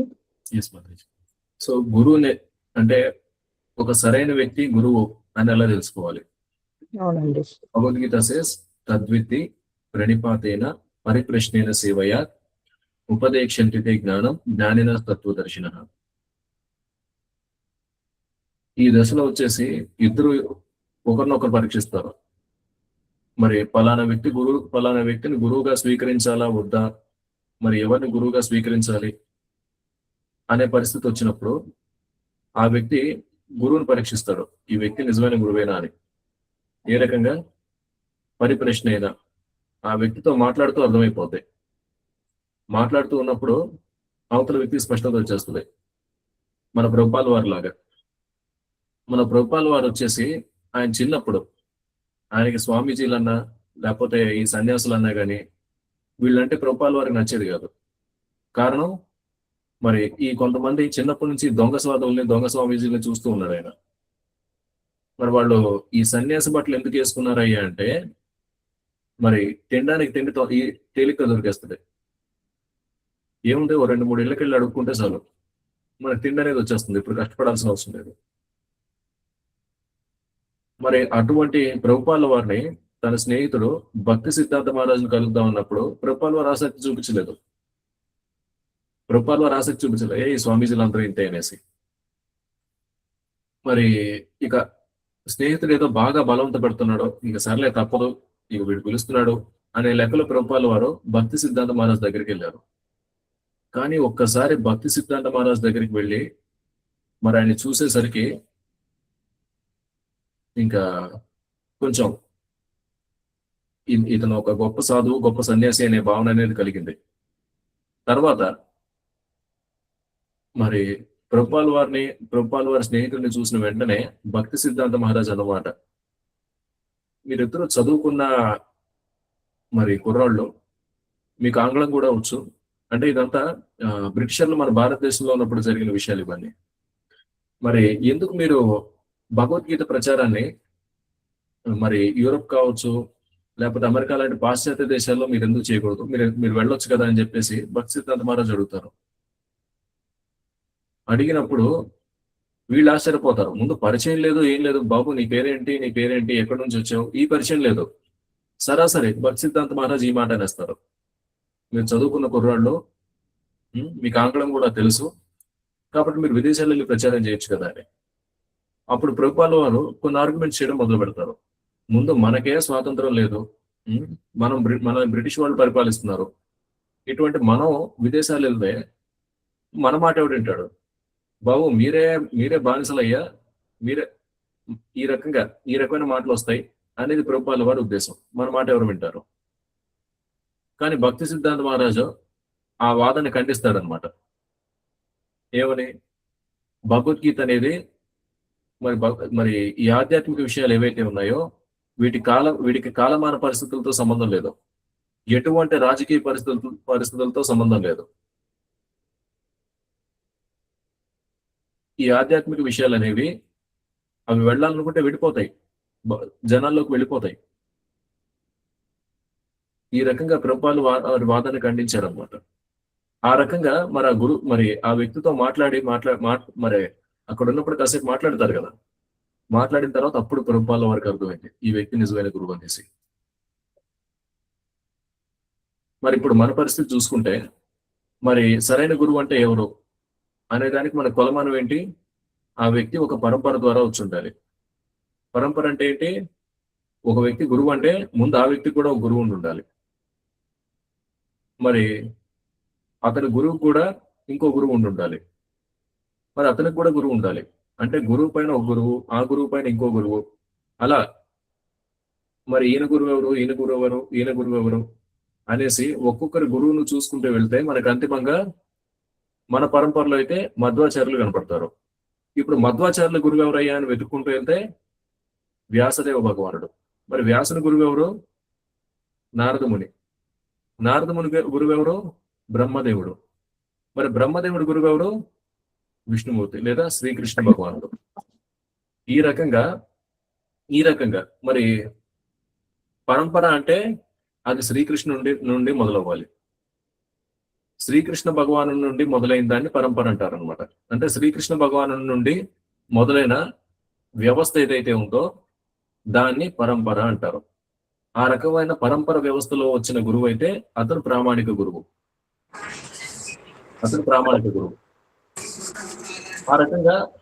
ఆ రకంగా పరంపరలో వచ్చిన గురువుని మనం స్వీకరించవచ్చు. సరే, పరంపరలో అంటే మరి ఇందులో ఉండే వ్యక్తులు ఎవరైతే ఉంటారో, ఇంకోటి గురువుకు ఉండే ఇంకొక లక్షణం, శ్రీకృష్ణ భగవానుడికి శుద్ధ భక్తులు. గురువుకి వేరే పని ఉండదు, కేవలం భగవంతుడు పనిచేయడమే. మనకి కొంచెం మిక్స్ అనేది ఉంటుంది. మన సొంత పనులు కొన్ని చేసుకుంటాం, అలాగే ఆధ్యాత్మిక మరి భగవంతుడికి సంబంధించిన పనులు చేస్తాం. కానీ గురువు ఏంటి? గురువు చేసే పని కేవలం భగవంతుడి కోసం అతను పనిచేసేది. ఇంకొకటి, మరి శాస్త్రాలకు సంబంధించిన పూర్తి పరిజ్ఞానం గురువుకు ఉంటుంది. పూర్తి పరిజ్ఞానం, వైదిక శాస్త్రాలకు సంబంధించి పూర్తి పరిజ్ఞానం ఉంటుందన్నమాట. ఇక మన పరంపరలో వస్తే ప్రస్తుత గురువు వచ్చేసి విశ్వగురు శ్రీల ప్రభుపాదుల వారు. కాబట్టి శ్రీల ప్రభుపాదుల వారిని మనం మరి ఏ రకమైన ఇబ్బంది లేకుండా ప్రభుపాదుల వారిని మనం గురువుగా స్వీకరించవచ్చు. క్రితం సంవత్సరం చూసుకుంటే మహాకుంభమేళా జరిగింది. మహాకుంభమేళాకి ముందు వరకు మనం ప్రభుపాదుల వారిని జగద్గురు అని సంబోధించేవాళ్ళం. జగద్గురు తర్వాత మరి శంకరాచార్యులు స్థాపించిన ఈ క్షత్రియ బాడీ ఉందన్నమాట, సనాతన ధర్మానికి సంబంధించి. అది అఖాడాస్ అంటారు వాడిని. మరి ఆ అఖాడాస్ లో ఒక ఆయన కైలాసానందగిరి స్వామి, ఆయన ఒక అఖాడాకి ఆయన అధినేత అన్నమాట. ఆయన వచ్చేసి మహాకుంభమేళా సందర్భంగా మన ప్రభుపాదుల వారికి విశ్వగురు అనే బిరుదు ఇచ్చారు. విశ్వగురు శిల ప్రభుపాదికి జై విశ్వగురు ప్రభుపాదుల వారికి జై. ఈ రకంగా ఒక వ్యక్తికి విశ్వగురు అనే ఒక టైటిల్ రావడం ఇంతవరకు ఇప్పటి వరకు సనాతన ధర్మ చరిత్రలో ఎక్కడా లేదు. ఎవరికైనా మాక్సిమం ఉన్న స్థాయి ఏంటి? జగద్గురు, అంతే. మహంత, మహామండలేశ్వర్ తర్వాత జగద్గురు, అంతే. ఈ జగద్గురు వరకే ఉందన్నమాట టైటిల్ అనేది. విశ్వగురు అనే టైటిల్ మన సనాతన ధర్మ చరిత్రలో ఎవరికి లేదు, ఎవరికి ఇవ్వలేదు. ఫస్ట్ టైం మనకు తెలిసిన చరిత్రలో కనీసం ఇప్పుడున్న మహాయుగంలో ఆ రకమైన టైటిల్ వచ్చింది మన గురువు గారైన ప్రభుపాదుల వారికి. కాబట్టి మరి comfortably we can take Srila Prabhupada as our guru. ఇంకా ప్రభుపాదుల వారి గురించి చెప్పుకోవాలంటే ఇంకా చాలా ఉంటుంది. మనం నెక్స్ట్ క్లాసెస్ లో అవన్నీ చెప్పుకుందాం. ప్రస్తుతం వచ్చేసి మాతాజీ మీరు చక్కగా ప్రభుపాదుల వారి పుస్తకాలు అవి చదువుకోవచ్చు. ప్రభుపాదుల వారు రాసిన భగవద్గీత ఏదైతే ఉందో దీన్ని మీరు చక్కగా చదువుకుంటూ వెళ్తే కనుక మీకు రావాల్సిన స్పష్టత అంతా వస్తుంది. ఓకే మాతాజీ. ఓకే ప్రభుజీ. హరే కృష్ణ. హరే కృష్ణ. భక్తులకు ఏవైనా ఇంకా సందేహాలు ఉంటేనా డైరెక్ట్ గా మీరు ప్రభుని అడగచ్చు. హరే కృష్ణ ప్రభుజీ. హరే కృష్ణ మాతాజీ, చెప్పండి. ప్రభుజీ, సారీ నేను తప్పు అడిగితే, అది ఎంత కష్టపడ్డా అంతే ఫలితం వస్తుంది అన్నారు కదా ప్రభుజీ. అంటే ఎక్కువ అవర్స్ పనిచేసినా తక్కువ అవర్స్ పనిచేసినా మనకి ఎంత రావాలో అంతే వస్తుందా పూర్వజన్మ కర్మను అనుభవించి? అవును, కర్మానుసారం మనకి ఎంతవరకు రావాలో మనకు అంతవరకే వస్తుంది. ఎందుకంటే అది భౌతిక జీవితం యొక్క లక్షణమే అంత. అంటే ఇప్పుడు మా ప్రభుజీ మార్నింగ్ నుంచి నైట్ వరకు పిల్లల కోసం, స్టడీస్ కోసం, ఇల్లు ఈఎంఐ కోసం అట్లా కష్టపడుతున్నారు కదా. అంటే దాని గురించి కాదు, నేను చెప్పిన ఉదాహరణ వచ్చేసి సంపద గురించి. శంకరాచార్యులు చెప్పింది ఏంటంటే ఎల్ల బసై నిజ కర్మోపాతం. అంటే సంపద పెంచుకోవడానికి చాలా మంది చాలా కష్టపడుతూ ఉంటారు. కానీ ఎంత కష్టపడ్డా కానీ క్రితం జన్మ కర్మానుసారం, అంటే మనకున్న పుణ్యకర్మ ఏదైతే ఉందో దాన్ని అనుసరించే మనకి ఫలితం అనేది వస్తుంది అనమాట. దాన్ని అనుసరించే ఇప్పుడు ఈ సంపద ప్రకారం ఎదగడం అనేది జరుగుతుంది. ఆ కర్మ అనేది సరిపడా లేకపోతే ఎంత సంపాదించినా ఒక స్థాయి వరకే వాళ్ళ ఆర్థిక స్థితి అనేది ఉంటుంది. శంకరాచార్యులు ఏం చెప్తారంటే మరి ఇంక అంతకు మించి పెరగనప్పుడు ఎంతవరకు కష్టపడాలో అంతవరకే కష్టపడు. శృతి మించి కష్టపడి శృతి మించి పనిచేసి నీ సమయాన్ని వృధా చేసుకోవద్దు. అది శంకరాచార్యులు చెప్తుంది.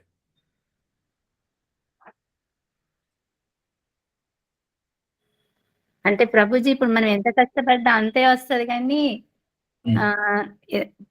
భగవంతుని కోసం కొంచెం టైం కేటాయించాలి అని చెప్తున్నారా? మీనింగ్ కొంచెం క్లారిటీ చెప్పారా ప్లీజ్? భగవంతుడి కోసం కొంచెం టైం కాదు, భగవంతుడి కేంద్రంగా జరగాలని. కుటుంబ జీవితం కూడా భగవంతుడి కేంద్రంగా జరగాలి. మీరు తినే ఆహారం భగవంతుడికి నైవేద్యం పెట్టి మీరు తీసుకోండి. చేస్తున్నాను ప్రభుజీ. అంటే మా ప్రభుజీ అప్పుడప్పుడు జపం చేస్తారు, కానీ టైం ఉండలేదని అప్పుడప్పుడు చేయడు. మార్నింగ్ వెళ్ళిపోతే మార్నింగ్ టైం ఉన్నప్పుడు చేస్తారు.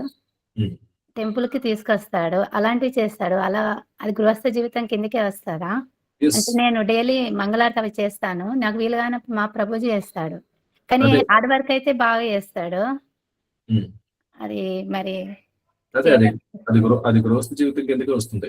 ఈ రకంగా ఇంకా మీరు భగవంతుడికి ఇప్పుడు కొన్ని కార్యక్రమాలు చేస్తున్నారు. అదేంటి వీలు ప్రకారం ఇంకొన్ని పెంచుకుంటూ వెళ్ళండి.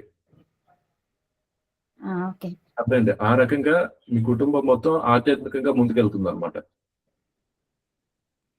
Okay Prabhuji. Thank you. Hare Krishna. Kashi Hare Krishna Prabhuji. Hare Krishna Prabhuji. Hare Krishna. So మన కర్మానుసారం పోయిన జన్మ కర్మానుసారము మనకి కర్మ ఫలితం ఈ జన్మలో వస్తుంది అనుకుంటే మరి ఈ జన్మలో మనం కష్టపడాల్సిన పని లేదు కదా, ఎందుకు అని ఇది సాధారణమైన క్వశ్చన్ వస్తుంటది. అంటే ఇప్పుడు మనం ఎందుకు కష్టపడాలి? పోయిన జన్మ ప్రకారం ఆటోమేటిక్గా వస్తుంది. మనం కష్టపడి చదవటం ఎందుకు, ఇవన్నీ చేయడం ఎందుకు అనేది దానికి ఎలా అర్థం చేసుకోవాలి?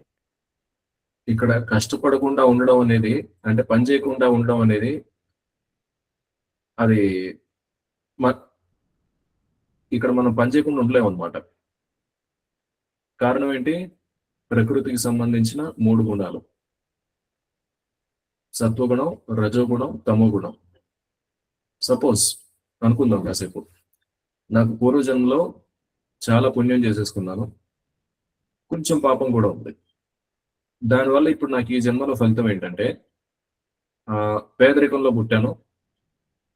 ఒక మురికివాడలో ఉన్న కుటుంబం ఏదైతే ఉందో అటువంటి కుటుంబంలో నేను పుట్టాను. నాలాగే ఇంకా చాలా మంది, ఇప్పుడు మురికివాడ అంటే చాలా మంది ఉంటారు, అదే పేదరికంలో ఇంకా చాలా మంది పుట్టారు. ఓకే, వాళ్ళందరూ ఏంటి, నాలాగే వాళ్ళు కూడా చాలా పాపాలు చేసుకున్నారు, కానీ పుణ్యం అనేది వాళ్ళు చేసుకోలేదు. నాకు చాలా పుణ్యం అనేది క్రితం జన్మలో ఉండేది. ఇప్పుడు దాని మూలంగా వచ్చేసి నేను ఇక్కడ సరే చేసుకున్న పాపాన్ని అనుభవించడానికి ఇక్కడ పుట్టాను. ఎక్కడ? మురికివాడలో పుట్టాను. పుట్టిన తర్వాత ఏమైంది? ఇప్పుడు ఇక్కడ గేమ్ అంతా ఆడేది ఎవరు? ప్రకృతికి సంబంధించిన 3 గుణాలు. ఓకే, ఈ పేదరికాన్ని కలిగించే లక్షణాల్లో ఒకటి తమోగుణం, విపరీతమైన తమోగుణం. బద్ధకం, దేని మీద ఆసక్తి లేకపోవడం, ఇంకా ఇమ్మీడియట్ గా ఇంద్రియ తృప్తి కలిగితే చాలు, ఇంక ఇదే జీవితం అనుకోవడం, ఇవన్నీ తమోగుణ లక్షణాలు. ఈ రకంగా నా మీద తమోగుణ ప్రభావం కొద్ది కాలం ఉంది. ఎందుకు? నేను కొద్ది కాలం పేదవాడిగా ఉండాలి. మిగిలిన వాళ్ళ పరిస్థితి చూసుకుంటే వాళ్ళు జీవితాంతం పేదవాళ్ళుగా ఉండాలి. కాబట్టి వాళ్ళ మీద కేవలం తమోగుణం ఒకటే పనిచేస్తుంది. నా మీద కొద్ది కాలం తమోగుణం పనిచేసి తర్వాత రజోగుణం పనిచేయడం మొదలైంది. రజోగుణ లక్షణం ఏంటి? బాగా కలలు కండం, నాకు అది కావాలి, ఇది కావాలి, దాన్ని సాధించాలి, దీన్ని సాధించాలి అనే తపన అనేది ఒకటి మొదలవడం. ఇంకా విపరీతమైన కోరిక, తట్టుకోలేనంత కోరిక. ఇదంతా రజోగుణ ప్రభావంతో మనసులో మొదలవుద్ది అనమాట. ఈ పేదరికం ఏంటి, నాకు మంచి జీవితం కావాలి అనే తపన నా మనసు లోపల మొదలవుతుంది. సాధారణంగా అనుకునేది ఏంటంటే, మరి అంతా నా జాతకం ప్రకారం జరుగుతుంది అన్నప్పుడు నేను కష్టపడడం ఎందుకు? ఈ రకమైన విషయాలు చదివితే మనుషులు పాడైపోతారు. No, the game is done by rajoguna and tamogunam. చెప్పాలంటే ఈ విషయం బయట చాలా మందికి తెలియదు. ఏది? ఎల్లబసే నిజ కర్మోపాతం. క్రితం జన్మలో చేసుకున్న కర్మానుసారమే ఈ జన్మలో మనకి ఫలితం అనేది ఉంటుందని. మరి ఈ విషయం తెలియనప్పటికీ ఇప్పటికీ చాలా మంది పేదవాళ్ళుగానే బతుకుతున్నారు. ఇప్పటికి కూడా చాలా మంది పేదవాళ్ళుగానే బతుకుతున్నారు, చాలా మంది బద్ధకస్తులుగానే బతుకుతున్నారు. జనాలు బద్ధకస్తులుగా బతుకుతున్నారంటే దానికి కారణం అది తమోగుణ ప్రభావం, అంతే తప్ప ఆధ్యాత్మిక జ్ఞాన ప్రభావం కాదు. దయచేసి గుర్తుపెట్టుకోండి, ఆధ్యాత్మిక జ్ఞాన ప్రభావం కాదు. సరే పోనీ కష్టపడటం మానేసాం, తర్వాత ఏం చేయాలి? శంకరాచార్యులు ఏం చెప్పారు? భజ గోవిందం, గోవిందం భజ మూఢమతే. భగవంతుడి సేవలోకి వచ్చేసి కానీ బయట చూసుకుంటే పేదరికంలో ఉన్న వాళ్ళు ఎంతమంది భగవంతుడి సేవలోకి వస్తున్నారు? No one are coming. ఏమి చేయకుండా ఉండడం అది సాధ్యమయ్యే పని కాదు. భౌతిక ప్రకృతి బలవంతంగా చేయిస్తుంది. దేంతో చేయిస్తుంది? ఈ 3 గుణాల చేత: సత్వగుణం, రజోగుణం, తమోగుణం. ఆ రజోగుణ ప్రభావానికి, ఈ మనసులో కలిగే విపరీతమైన కోరికకి వాడు ఏమి చేయకుండా ఉండలేడు. ఒకవేళ ఏమి చేయకపోతే వాడికి నిద్ర పట్టదు. మనసు వాడిని అతలాకుతలం చేసేస్తుంది. ఒరేయ్, నాకు అది కావాలి, అది కావాలి, దాన్ని సాధించాలి, అది లేకపోతే ఇక బతకడం వృధా. ఆ రజోగుణ ప్రభావంతో వాడు పని చేయకుండా ఉండలేడు. తద్వారా వాడికి కొంచెం పుణ్యం ఉంది కాబట్టి వాడు పడ్డ కష్టానికి ఫలితం అనేది వస్తుంది. ఆ సంపద అవన్నీ వాడికి వచ్చేస్తాయి. కాబట్టి వాడి జీవితంలో కొంతకాలం పేదవాడిగా ఉంటాడు. ఇక తర్వాత వాడి ఆర్థిక స్థితి అనేది మెరుగవుతాయి. ఇక ఆ మురికి వాడి నుంచి మెల్లిమెల్లిగా వాడు మధ్యతరగతి వ్యక్తి, తర్వాత అటు నుంచి అటు వాడు డబ్బున్న వ్యక్తి అవుతాడు అనమాట. That is how it will happen. Hare Krishna Prabhu. Hare Krishna. దండప్రణం ప్రభు. అంటే మనము ఈ పని చేయడం కూడా, మనం అందరం కూడా భగవంతుని యొక్క సేవకులం కాబట్టి, అంటే మనకు భగవద్గీతలో వస్తుంది కదా, ఒక కంపెనీ యజమాని కూడా మళ్ళీ తన యొక్క ఫ్యామిలీకి ఒక సేవకుడిగా మారి పని చేస్తూ ఉంటాడు అని. సో ఆ సేవాభావం వల్ల ప్రతి జీవి కూడా ఇంకొక జీవికి సేవ చేయడం కానీ, లేకపోతే ఇంకొకళ్ళకి సేవ చేస్తూనే ఉంటారు. ఎందుకంటే ఆ గుణం అనేది మనకు భగవంతుని నుంచే వచ్చింది, ఆ సేవా గుణం అనేది అని కూడా ఉంది కదా ప్రభు. అంటే ఇప్పుడు దీన్ని ఇలా కూడా రిలేట్ చేసుకోవచ్చు కదా, అంటే పని చేయటం అనేది. We cannot avoid serving others. ఒకవేళ ఎవరికి సేవ చేయకపోతే ఇక నేను నా ఇంద్రియాలకు సేవ చేసుకుంటాను. So that is how it will happen.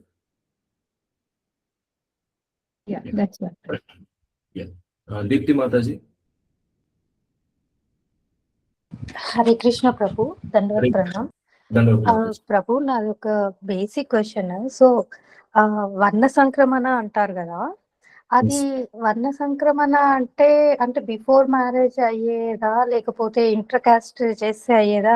అసలు ఎగ్జాక్ట్ డెఫినేషన్ ఏంటి Prabhu? So this is very important question. ఇది కొంచెం we need to have clear awareness. నేను ఇలా చెప్తానని చెప్పేసి దయచేసి ఎవరు నొచ్చుకోవద్దు. బికాజ్ ఉన్నట్టుగా చెప్పుకోవడం, ఉన్నట్టుగా మాట్లాడుకోవడమే మన సత్సంగం యొక్క లక్షణం అనమాట. ఇప్పుడు మాతాజీ అడిగిన దాంట్లో ఇంటర్ కాస్ట్ మ్యారేజ్ అని అన్నారు. దయచేసి ఎవరు నొచ్చుకోవద్దు. ఇప్పుడు మన తెలుగు రాష్ట్రాల్లో కావచ్చు, లేదా ఉత్తరాది రాష్ట్రాల్లో కావచ్చు, లేదా ఇతర దక్షిణాది రాష్ట్రాల్లో కావచ్చు, చలామణిలో ఉన్న కులం పేర్లు ఏవైతే ఉన్నాయో వీటికి మన సనాతన ధర్మానికి సంబంధం లేదు. చాతుర్వర్ణం మయా సృష్టం గుణకర్మ విభాగశః. కులం కూడా కాదు, కేవలం 4 వర్ణాలు: బ్రాహ్మణ, క్షత్రియ, వైశ్య, శూద్ర. ఈ వివాహం ఈ విభజన కూడా దేని ప్రకారం జరుగుతుంది? గుణకర్మ. ఆ వ్యక్తికి సంబంధించిన గుణం ఏంటి, వాడు చేసే పనులేంటి, దీన్ని అనుసరించి వాడు ఏ వర్ణం వాడు, బ్రాహ్మణుడా, క్షత్రియుడా, వైశ్యుడా, శూద్రుడా అనేది నిర్ణయించబడుతుంది.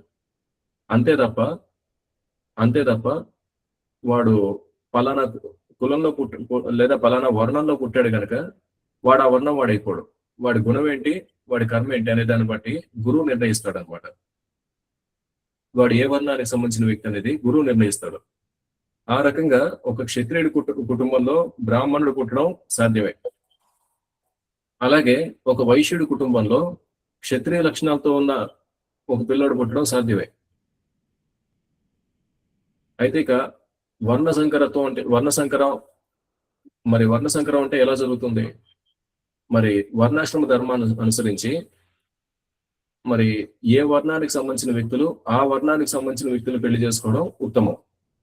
ఒక శూద్రురాల్ని చేసుకోవడం, ఒక వైశ్యుడైతే మరి ఒక వైశ్య స్త్రీని చేసుకోవడం, ఒక క్షత్రియుడైతే ఒక క్షత్రియురాల్ని చేసుకోవడం, ఒక బ్రాహ్మణుడైతే మరి ఇంకొక బ్రాహ్మణ లక్షణాలు ఉన్న స్త్రీని చేసుకోవడం, ఇది సహజంగా మరి శాస్త్రాలు సమ్మతించిన విధానం అన్నమాట. అయితే ఒక వైశ్యుడు ఒక వైశ్య స్త్రీని చేసుకోవచ్చు, అలాగే మరి శూద్ర వర్ణానికి సంబంధించిన స్త్రీని కూడా చేసుకోవచ్చు. మరి ఇక్కడ వర్ణ సంకరం ఎక్కడ వస్తుంది? మరి దిగువ వర్ణానికి సంబంధించిన పురుషుడు ఎగువ వర్ణానికి సంబంధించిన స్త్రీని చేసుకున్నప్పుడు వర్ణ సంకర జనాభా అనేది మొదలవుతుంది అనమాట.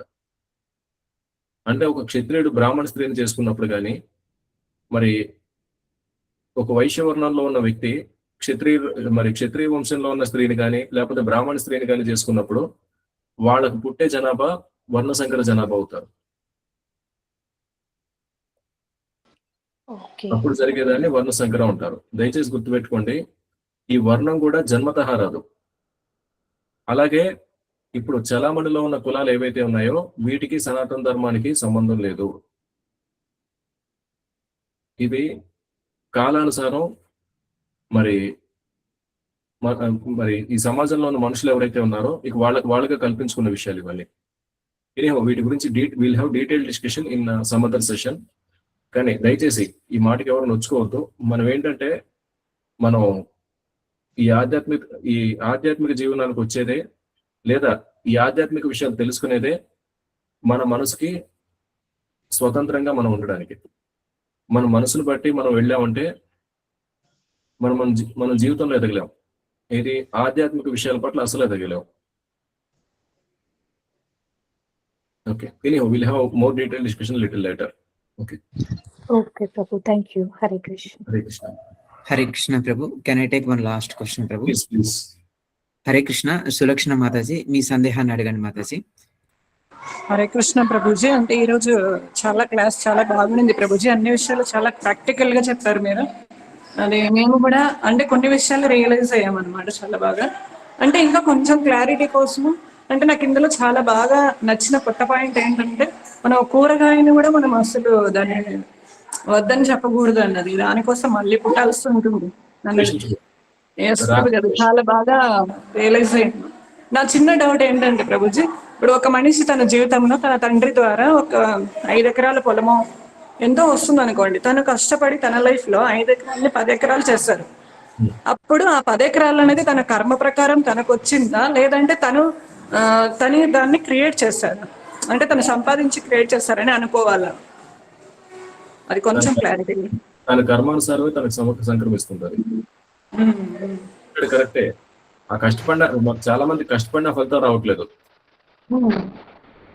అర్థమైంది కదా మాతాజీ? అంటే ఏదైనా సంపాదించాలంటే ఈ రజోగుణ ప్రభావం తప్పనిసరి అనమాట. నాకు ఫలానాది కావాలి, ఈ కోరిక, ఈ కామం అనేది ఏదైతే ఉందో అది రజోగుణం ద్వారా వస్తుంది.